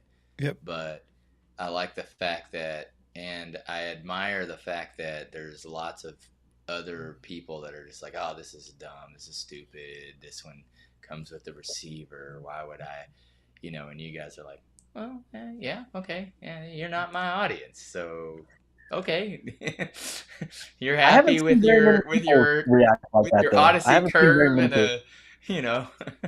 I haven't seen very many people say this is dumb and like, why should we use this? Yeah. It's more that people are very confused as to like, Yeah. They're why very wouldn't you use the argumentative. same You're target curve? changing the grain to say, because there's a misunderstanding of, oh, this is what the curve should be for everything. Mhm. And you're like, no, that's not true. That's not always true. That's sometimes Yeah. true. The main misconception is that if you use the same target curve as everybody else, if I use Paul's target curve on my system's going to sound like Paul's system. That's what people. That's the mistake that a lot of people I can make. tell Is they you think right the now, target my curve target means curve will be different in my room than most people. If you did my target curve, you would be like, "Oh God, what?" But your target curve is perfect for your room, for your speakers at your listening position. And that's the misconception there that people need to understand is using the same target curve does not mean same sound. Yeah, Right? I agree. It does Every not. room is different. So the That's thing that what. I liked about the whole app was just I'm a convenience type of person, right? I like the fact that you were able to achieve something that Paul worked probably months, weeks, years. I don't even know, but you were able to achieve the same exact result that he spent hours and hours and hours upon tweaking and moving speakers and doing this and doing that to where it was like within a dB or so, off of his target curve at the most. And that was across all frequency levels. I wish we had that as a comparison to show Yeah, when we that was did fun. that from a long time ago. But yeah, I mean, you were able to achieve that. It's kind of like, And that curve, I would say, is based on Paul's preference, right? right. Paul, would you say that that's based on anything other than what sounded correct to you after listening and tweaking over and over That and is making small adjustments? definitely my preference. Yeah. And so it's almost surprising. Like, how did I guess your preference? And to be honest, it didn't take me that many measurements. I just had a lot of changes. Now, granted, I did still spend hours each time I changed. I mean, I had two subs from one manufacturer, then 4 subs, and then I swapped those out with 4 gigantic subs, changed those to 2 smaller sealed subs, and then 2 more sealed subs. So those 2,000 measurements weren't months, but I Yeah, did no. definitely spend hours, several hours. Like each time I changed something, I would spend several hours, doing my thing to get it to where, okay, this is where it sounds good. Yeah, every time John Anthony calibrates his system, it takes him 4 to 6 hours to do it. Yeah, I mean, that's probably. Yeah, probably. Well, and he Joe, has like what, 20 subwoofers? he's got like 8 subwoofers in there or something like that, 8 or That- 10 subwoofers. That's the reason why I initially made the app, because I would do these remote calibrations for people, and it would take Yeah, 6-8 hours. And I was like, man, I have to manually calculate every single thing, do calculations in REW, and there's a ton of room for mistakes. And so I figured if we can automate a lot of that, it'll make it faster and you'll have fewer mistakes. So Yeah, so I mean, is this going out to calibrators also? You mentioned a pro version, so this you hope to attract a lot of calibrators for your business, and definitely, I would love for them to start using this to provide better calibrations for people. So yeah, I would love to do that, and even maybe in the future offer some kind of courses that are more in depth about how the process works, so they can look at the manual measurements and make human decisions about what they should do as far as room treatments or where maybe that I actually don't want to correct that.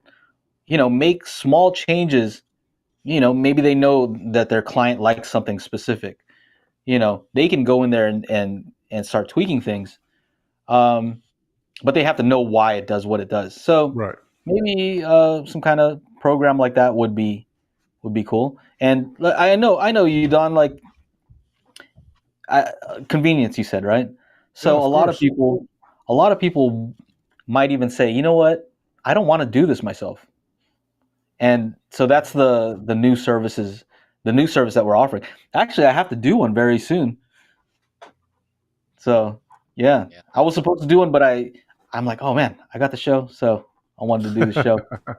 Anyway, So you it's basically just remote and then help them get it done and all of that. Now, when you remote, are you going to be using their own app, or will you be remoting with your own application? Like, how does it work? So, yeah. So if they don't have the Magic Beans app, then it would be an additional charge, right? So if okay. they already have the app, then they So don't have you to will buy it. basically use their own copy of the app Yeah. to do. Okay. Right. And so yeah, we can do it remotely, and the person doesn't have to know very much about technology. we just tell them, put the mic here, move the mic in this direction.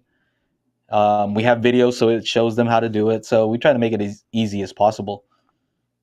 Yeah. So talk to me about the spatial audio, Mike, if you wouldn't mind. How does that coincide with the Magic Beans app that you got going on? So we got, if you could share that, Mike. Yeah. So this is just something that Chana and I came up with for people who maybe just want to do a lot of stuff by ear. You know, most of it is actually stuff that you can do by ear, where you can just listen to it and, you know, just use the test tones there to know like whether stuff is imaging well, right? There's a whole section that people love to use, which Reverend Slim, if he's in here, he asked us to do it, where we're playing pink noise out of two adjacent speakers, and you're able to tell whether the image is right between those two speakers. You know, so that doesn't require a microphone; it just requires you listening and then making adjustments. And I think that's actually really good.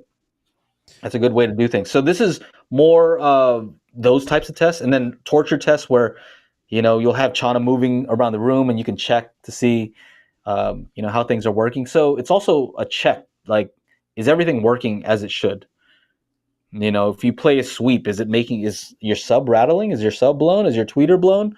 You know, it's easy to check things like that. And at the very end, we do have 3 sections that are for professional calibrators, where it's, you know, a sweep test, impulse response, periodic pink noise. And so those are things that, you know, you can't do by ear. You have to use a microphone.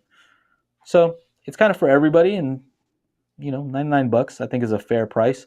You don't have to have this in order to do Magic Beans, but I think they work well together. A lot of people end up using Magic Beans after they buy this, and they do all the tests and they say, hey man, this made my system sound so much better. And then they want to take it to the next step. And that's what I find very fascinating is a lot of times when somebody improves their system, you would think like, okay, then they're going to stop, right? Like they've already made the system as good as possible and they're going to stop buying stuff. And I found it's actually the opposite. Once they improve their system, they're like, what else can I get? Exactly. Yeah. I want some new speakers now. I know that these are the limitations of these speakers. I want to get some new speakers. Like, what? That was crazy to me when I found that out. Like, you mean you want to change your whole system after we just calibrated the whole thing? You want to buy all new speakers now. That's what you want to do. And then you want to pay me to calibrate again? Okay. And but it wasn't just one person. People just that's what I noticed. It's kind of crazy. Yeah, but the SACT is a really great tool, man. If you haven't tried it, you know, give it a try. Like I mean, besides the fact that you get to listen to Chana's voices moving around your room, and you can take shots while doing that. It's the tool is really great. Like I use it so many times, even when I'm not messing around with my calibration. It's just I think I use it as a sanity check. You know, every time I make sure all your speakers are working, all that stuff, every time I right? pull out a cable or do something in the rack, Make sure your left speaker's on the left side. The disc literally sleeps in my Oppo 203 player. Whenever I do something, I'm just like, put that thing back, play it, and I just listen to Chana move around my room.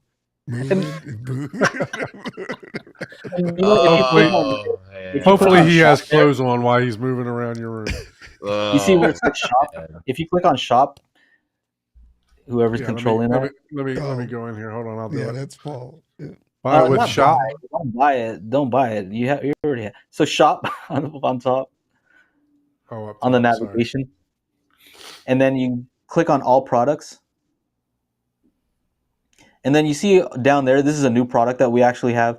It's called Studio QC Pro. And so it's a quick check actually for studios. You know, we're really trying to bridge the gap between what people hear in their home theaters and the calibration for studios. Because you'd assume, okay, a studio probably has everything set up perfectly. They never make a mistake. all the speakers are working properly. They never have speakers switched. That's not the case, right? A lot of times somebody can go in there and move something and mess something up. And this is just a quick 5-minute check that they can run anytime they're going to start working on a big project. And it'll test a bunch of stuff. It'll test to see whether their timing is correct, whether their levels are similar. And I think that's cool. We're reaching these two different demographics of people who are creating the content and people who are consuming the content. And if the systems are calibrated the same way, then we should have a more similar experience. And that's what I'm also hoping for with Magic Beans, is that we start using this in studios. Right now, a lot of people are using the Dolby recommended curve, and it's the same curve for everyone. And we already talked about why that's probably not a great idea. Right. Yeah. Every studio is going to be different. Yeah. So it would be great if we could bridge that gap. Yeah, that's a great tool there. I've not experienced it yet myself because my theater's not built, but definitely going to be. Yeah, how well does Magic Beans handle Incomplete 2x4 projects. lumber instead of drywall? Speaking of that, let me ask you a question. So, if I'm putting my speaker behind like, because I'm building, I got my screen that's going to come down. It's going to come down right in between the mid range and the tweeter. So the frame of my acoustic transparent speaker, it's going to come right in between the mid range, the tweeters up top, the mid range, and then there'll be 2 8-inch woofers on the bottom. If I decide to raise that speaker up, is that going to affect? Is my screen? Is that going to affect the woofers? Is that going to affect the sound coming out because it's, No. it's right there? It would affect the tweeters if it was blocking the tweeters for sure, right? But no, the bass is gonna just kind of wrap around that thing, and Okay. you're not even gonna notice. Right? The Yeah, I wavelength was is curious too because long. I'm thinking about raising the speakers up just a little bit, just to be able to get them a little bit higher for the second row. Yeah. Speaking of theaters, I did hang some drywall the other day just to give you guys an update. Oh, you my did. my drywall guy, Forgot you. I thought you forgot what that looked like. he flaked on me totally. So he had to go to Peru or something. I don't know what happened, but text him, call him, do whatever and then he said, "Well, let me see if I can get somebody else." So, long story short, I hung a couple pieces of drywall the other day. I almost killed myself because it wasn't. It's not something that I've done in a little while, and I have a drywall lift, and it's got these like ears that kind of lift up. So when you turn when you flip You the gotta lock it board in. vertically, If you don't you got to lock it in. So I crank it all the way up, to the ceiling, get it snug, and I push it, and it goes swoosh right to the Oh, ground. So that piece that'll of drywall was ruined. that'll break a foot. Yeah, that'll break a Yeah. foot. The drywall is not heavy, and Yeah. you would think a 5/8 edge isn't that sharp, but have it hit your foot, you'll know exactly how sharp it is. Let's put it You'll be this way: the cussing. 2 feet, they probably went like that deep into the drywall, the 2 feet of the drywall lift, so it came down pretty heavy. Oh, wow. So it was that piece of board was ruined after that. So that was a waste of like whatever it cost, $15 of that board. Yep.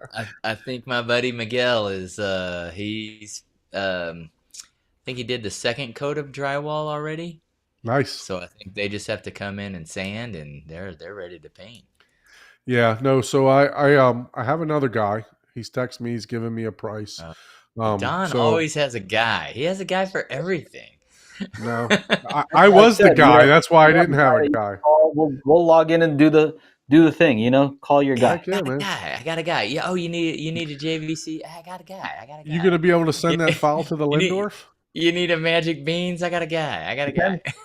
What does a Lingdorf allow you to do post whatever it does? Whatever it allows you to do is kind of the limitation, right? We can work with anything. We can do graphic EQ, parametric EQ, so you can draw in a curve. There's tons of parametric EQ in that thing. There you go. A lot of bands. We so. can. I know you guys. When do you guys do the little show your junk thing? We're about to Kind of fire like that up thing, right now. I Yeah, know, man. right? Yeah, Yeah, because I don't know if hopefully my battery doesn't die on this. Yeah, let's move on to that. yeah, it's also safe if your battery dies. You can also use your phone. But I know you wanted to use the gimbal, but let's use. He wants to look all professional. He doesn't want So to look all. let's take a look at Yeah.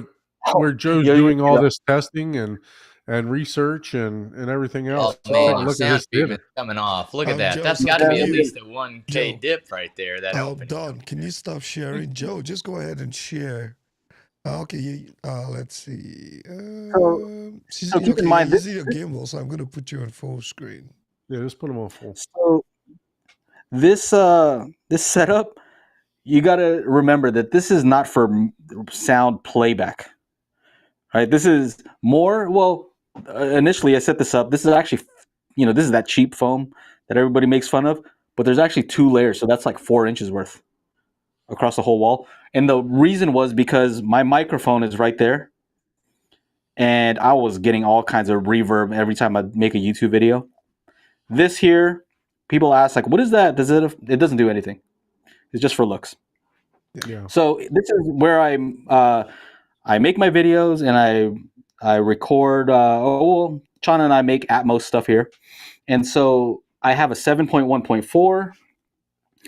And there's the Monolith THX 8-inch sub, which is more than enough considering like I sit right here. Yeah. And the sub is right there. Excuse my wire management.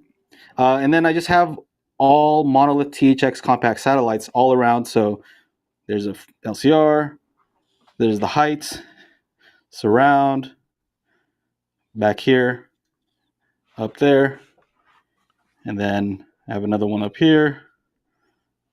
So you can kind of see. Oh, you got the games in there too. Look at that. Take a break. Video games, Dyson. So what's that camera setup that you got there with that? It's got like a cover on it. Oh, so this is if I wanted to use a teleprompter, but I found that it just looked really weird if I try to read off a teleprompter. I see. I'm not good at it. But what I end up using this for is if I am doing like a Zoom call or some kind of thing, I can actually put up the other people on the screen so I can look at them and it looks like I'm looking at them. Okay. So that's that. I have a little keyboard here that Chana hooked it up with for MIDI stuff. Keyboard stuff. Let me show you some more audio stuff though. Making some intros and outros. Yeah, so let's see. Here on the floor. Acoustically transparent high-end chair. I see that. Yeah. Here on the floor, of course, it's completely normal to have a X6700H just sitting on the floor. But I'm doing testing on that. You see that? Let me see if I can point it downwards here. Point it down. So I have the Motu M2, and the reason is I'm doing kind of like loop back, so I can see exactly what the frequency response is of stuff like what does dynamic EQ do? I can get an electrical signal, so there's no speaker involved, and I can tell exactly what it's doing. So that's how I like the Leica camera. Leica, you got to show off your look at all those pens, nicely organized. Watches, kind of like stuff like that. And then let's see here. Down here, this is kind of what controls everything. And I thought it was funny because here's the audio interface. Let me see if I can go down there. So there's the audio interface. So I have, what is that? I don't know, like 16 channels, something like that. But the funny thing I think is hilarious is I'm running these little speakers off these little Class D amps. The little Fossies, yeah. The little Fossy ones. I have more than enough amplification. I could use a big amp, but these are little speakers and I'm close to them. And this is more than enough. Yeah. It's more than enough. I mean, those Cherry amps were super small like that too, and they were running big ass JTRs. So yeah. So this is the NAD T778 with Dirac, and the reason I use that is sometimes I want to check to see how our mixes work on consumer system. So I'll throw it on that like cheap Walmart streamer right there, which can do Dolby Digital plus JOC. So it can do Atmos in the lossy format, and I play it through the NADT778. I actually have a kind of like a remapping, like how Trinov has remapping. I can remap this and turn the soundstage all the way this way, right? So normally that's my right rear surround, but then it becomes my left front. Are those the monoliths? The little monoliths? Yeah. Okay. So instead of right rear height, that becomes my front left height. So the whole soundstage turns around 180 degrees. Let me see here. Let me see if I can show you this, but let me point this up. But then over here, I kind of have just this basic like pull down projector system. Okay. I wish I would have gone with a motorized one, but whatever. So it's like an 89-inch, something like that. So have a projector back here. And if I turn it around, that is the BenQ GP500. Right? So that's kind of like the setup in here. Let me see if I can put my laptop down for a second without breaking it. And you're doing all this filming on the Pocket 3 is what it is, Yeah, right? this is the... Yeah. Okay, here we go. Let's move into the garage if you guys are still interested. Absolutely. Yeah, let me see if I can switch right, so you this is a different setup here. Let me switch it to a larger screen. Boom. There you go. Oh, wow. There we go. That's what you should be doing. All right. We got some. All right. So don't think that it's a great idea to review home theater stuff if you're into home theater, because see, this is my home theater, right? In my garage. I don't get to put cars in here. Have 4 seats and what is that? 120-inch. What is that? Elite screens. Elite. Okay. Right? And I cleaned up for you guys, but normally there's just a bunch of boxes here. So, truthfully, I don't get to enjoy this as much as I should because, I'm just reviewing stuff, Here you go. Hey, here's a new one. Here's an exclusive. OSD has a new 7-channel. Nice. Is it the Cali audio? Yeah, Cali audio. So that's what I want to buy for my. I want to buy that for my desktop setup here. The Cali. Oh yeah, they're great. That's what I use. I use the LP6 on my desk. Was it LP6? So these are the 6. These are the LP UNF. Okay. Look at how small they are compared to this IM5. Yeah, I need some smaller ones myself. So I have my little gym area here, and then more boxes, right? So in here, what do I have? I have I guess like a 7.1.4 system, but I was messing around trying out a 13.1 Oro setup, but because I have HTP1, this kind of works a little different. So I'm just going to switch it up and do 9.1.6. I have 3 subs. They're all different. That's a Monolith THX10 over there. That is the SVS SB1000 Pro, and behind my seat here, I have the RSL Speedwoofer 12S. And they're all different. I kind of did that on purpose because that's a good way to test out multi-sub optimizer, right. Using all different speakers, all in different locations, one near field, so if it's going to mess up, it'll mess up with a system like that. Yeah. And you got the Arundel Towers? Yeah, so these are the Arundel 1723 THX Towers. There's the Cali sub over here. What else? Oh, there's that KEF that I just reviewed, the KF. What did you think of that? That was a good review you did on that, by the way. Oh, thank you. Yeah, it's cool. I mean, that cube is like the size of the speaker, so I don't. did you get the output that you were expecting from it, or would you get more than what you were expecting? It's definitely more than you probably would expect from that, you know. But then when you look at the price, you're like, oh, the price makes me expect a lot. Right. You know what I mean? $2,000 for that little thing. You can get a lot of subs for $2,000. Yeah. But yeah, here's the stuff that I haven't hooked up yet. That center channel is humongous. Look at the center channel from Orendel, the 1723 monitor. Yep. That is the same width as this, right? This tower. That's nice. That How am I gave gonna- you the same, refractions off the surface, right? Well, Same width. How am I supposed to put that behind here? Look at my that's screen. I can't, right? I'd have to move my screen. So that's the issue. These are the height speakers. Look at how huge those heights are. Wow. Yep. That's all 1723. Yeah, all 1723. You know, I still have yet to review these. I do want to say something that I've found out though from the measurements. I think the bookshelf 1723s are the way to go because all these are MTM, right? Let me see if I can take this off.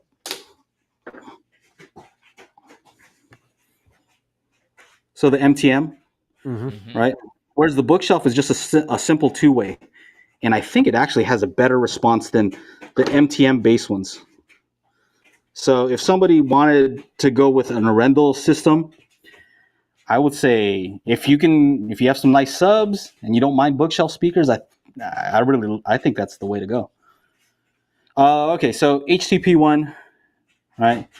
I have a computer here because I know I'm going to be using the Mini DSP Flex, and that's what I use for multi-sub optimizer.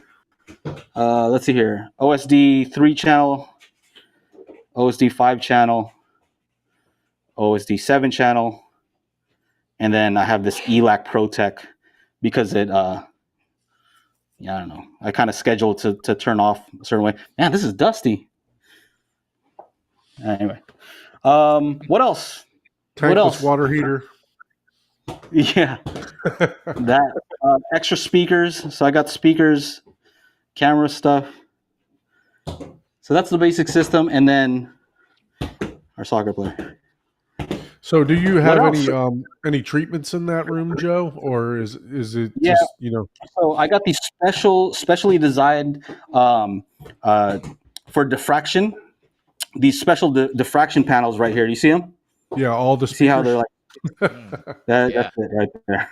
See, yeah, that's I can see the exact frequency you were going for. Yeah, that's pretty cool. Yeah, you see that? It's perfect, right? I need to set up the same speakers on this side.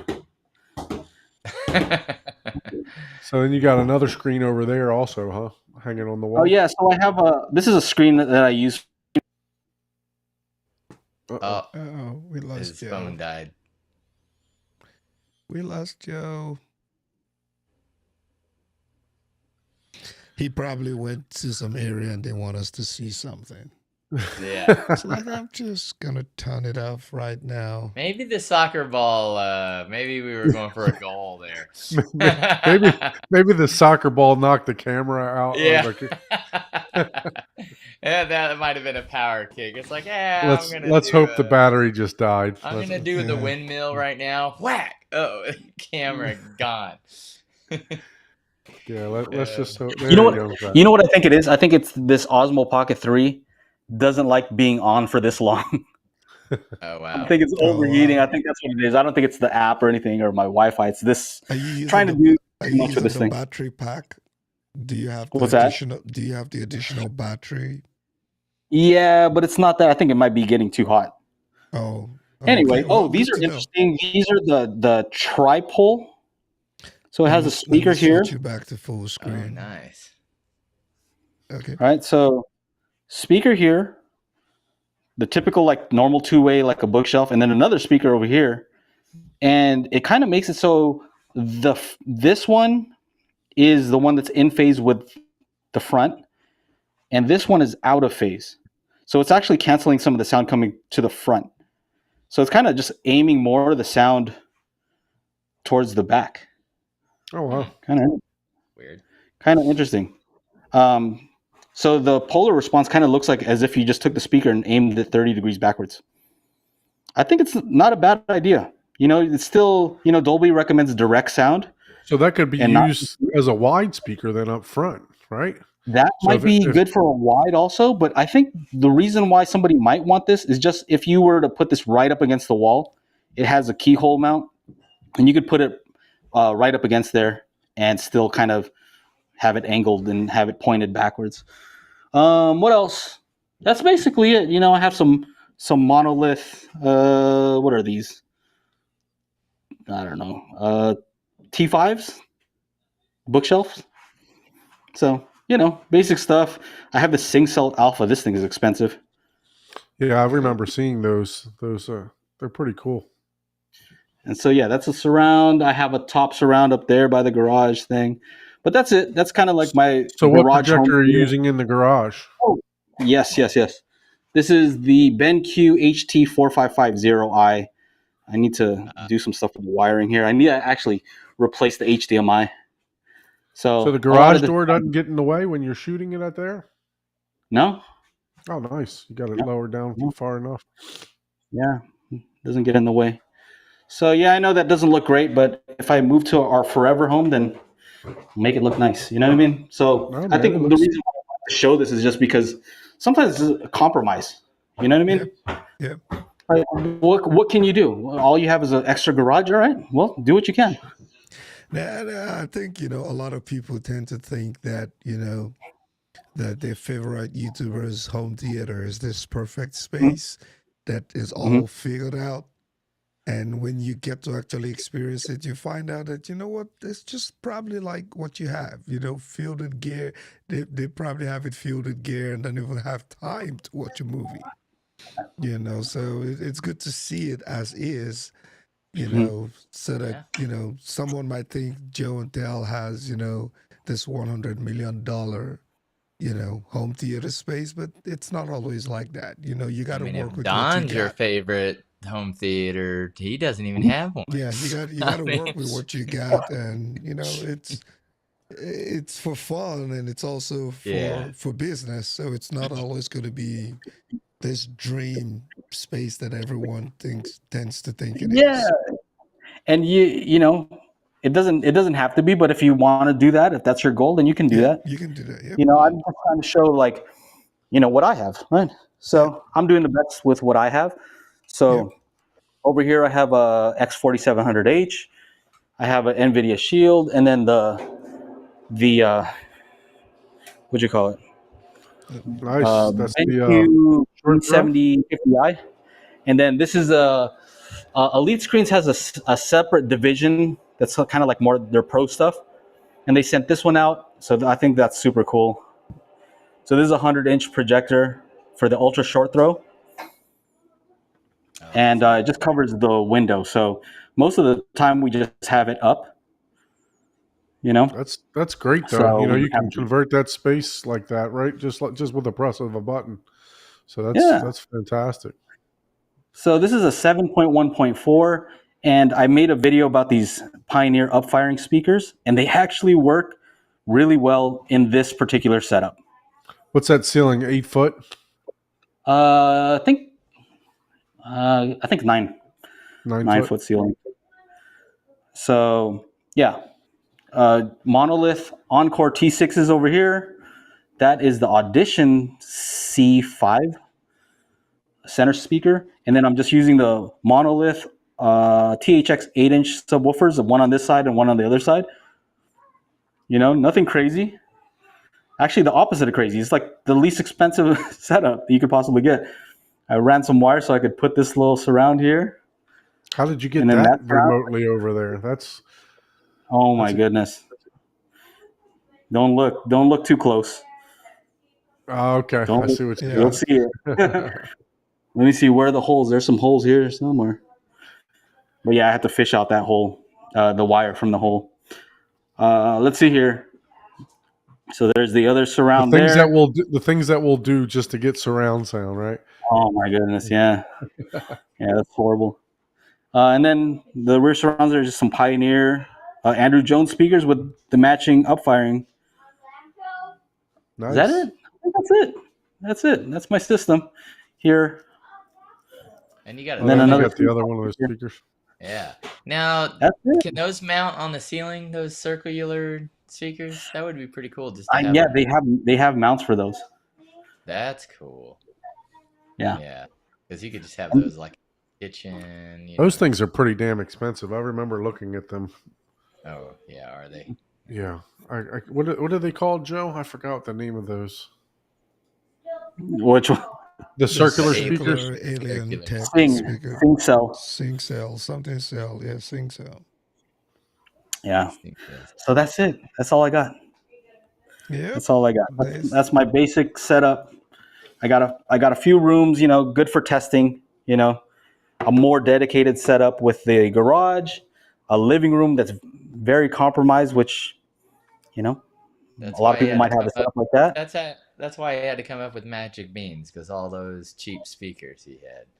And That's right. I do it purposely, right? So if I had great speakers and I said, oh, and somebody came by and like, oh, it sounds great.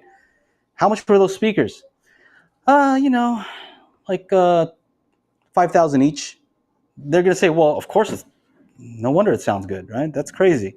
But if I say, yeah, those monoliths were on sale for 300 or $400 for a pair, you're like, what? So it's kind of on purpose that I choose these types of speakers. Yep. And Um, yep. Let me switch you back to the full screen Yeah. for setup. my arm hurts from holding the laptop. oh, you had to carry a laptop with that the whole time. Yeah, I was Yeah, holding because the he was laptop. I using thought it he was streamed. using the Oh, Osmo. that's funny. Oh, Jesus. You're like, 10-pound brick over here. Straight out. Like got the MacBook Reverend Slim says your receiver is broken. It says RO3D on it. So Oh, you need yeah. to put that in the Ooh, trash. yeah. I thought it automatically shut off Yeah, after that. when is your trash pickup date? You need to put it in the trash. Oh, my Kaleidoscape's over here, by the way. Oh, yeah. You put that in the kitchen cabinet. There's a low 'cause- blow. Yeah. I misplaced it. I know it's around here somewhere. Oh goodness. I'll find it. Yeah, man, it's wild, man. But yeah, man, thank you. This has been really really great. So go out there. Well, thank you guys. Go out there and support the True Target Call Magic Beans. Said Yeah, it magicbeansaudio.com. should be out tonight, right? Go- Yeah, go let me over and put hit that. website. And in then the All right. chat. subscribe. Make sure you subscribe into Joe and Tell Daily Hi-Fi. Now on the new time, Tuesday nights. So make sure you're checking that out and pick up the spatial audio CD. I'm definitely going to be picking up the spatial audio. I don't know if I can pick up the Magic Beans just because of the processor I have, but I do have a Denon, an older 6300. And then the advanced version of what is that, Odyssey for that one, because that one didn't have Dirac. But I'll be using that one, and once I finish my regular theater, I'll be using the Denon 6300 for like a 5.2 or 5 point something in the living room. So maybe I can pick that up for the Magic Beans for that particular system. But just the ease and convenience of that is what really attracts me, because I want to enjoy the theater. I don't want to tinker all day long. So make sure you guys go out and support Joe at his channel. And until next time, we'll see you next Thursday. Okay. Thank you, see you everyone. next Tuesday. See you next time. Bye. Joe, hang on the after show.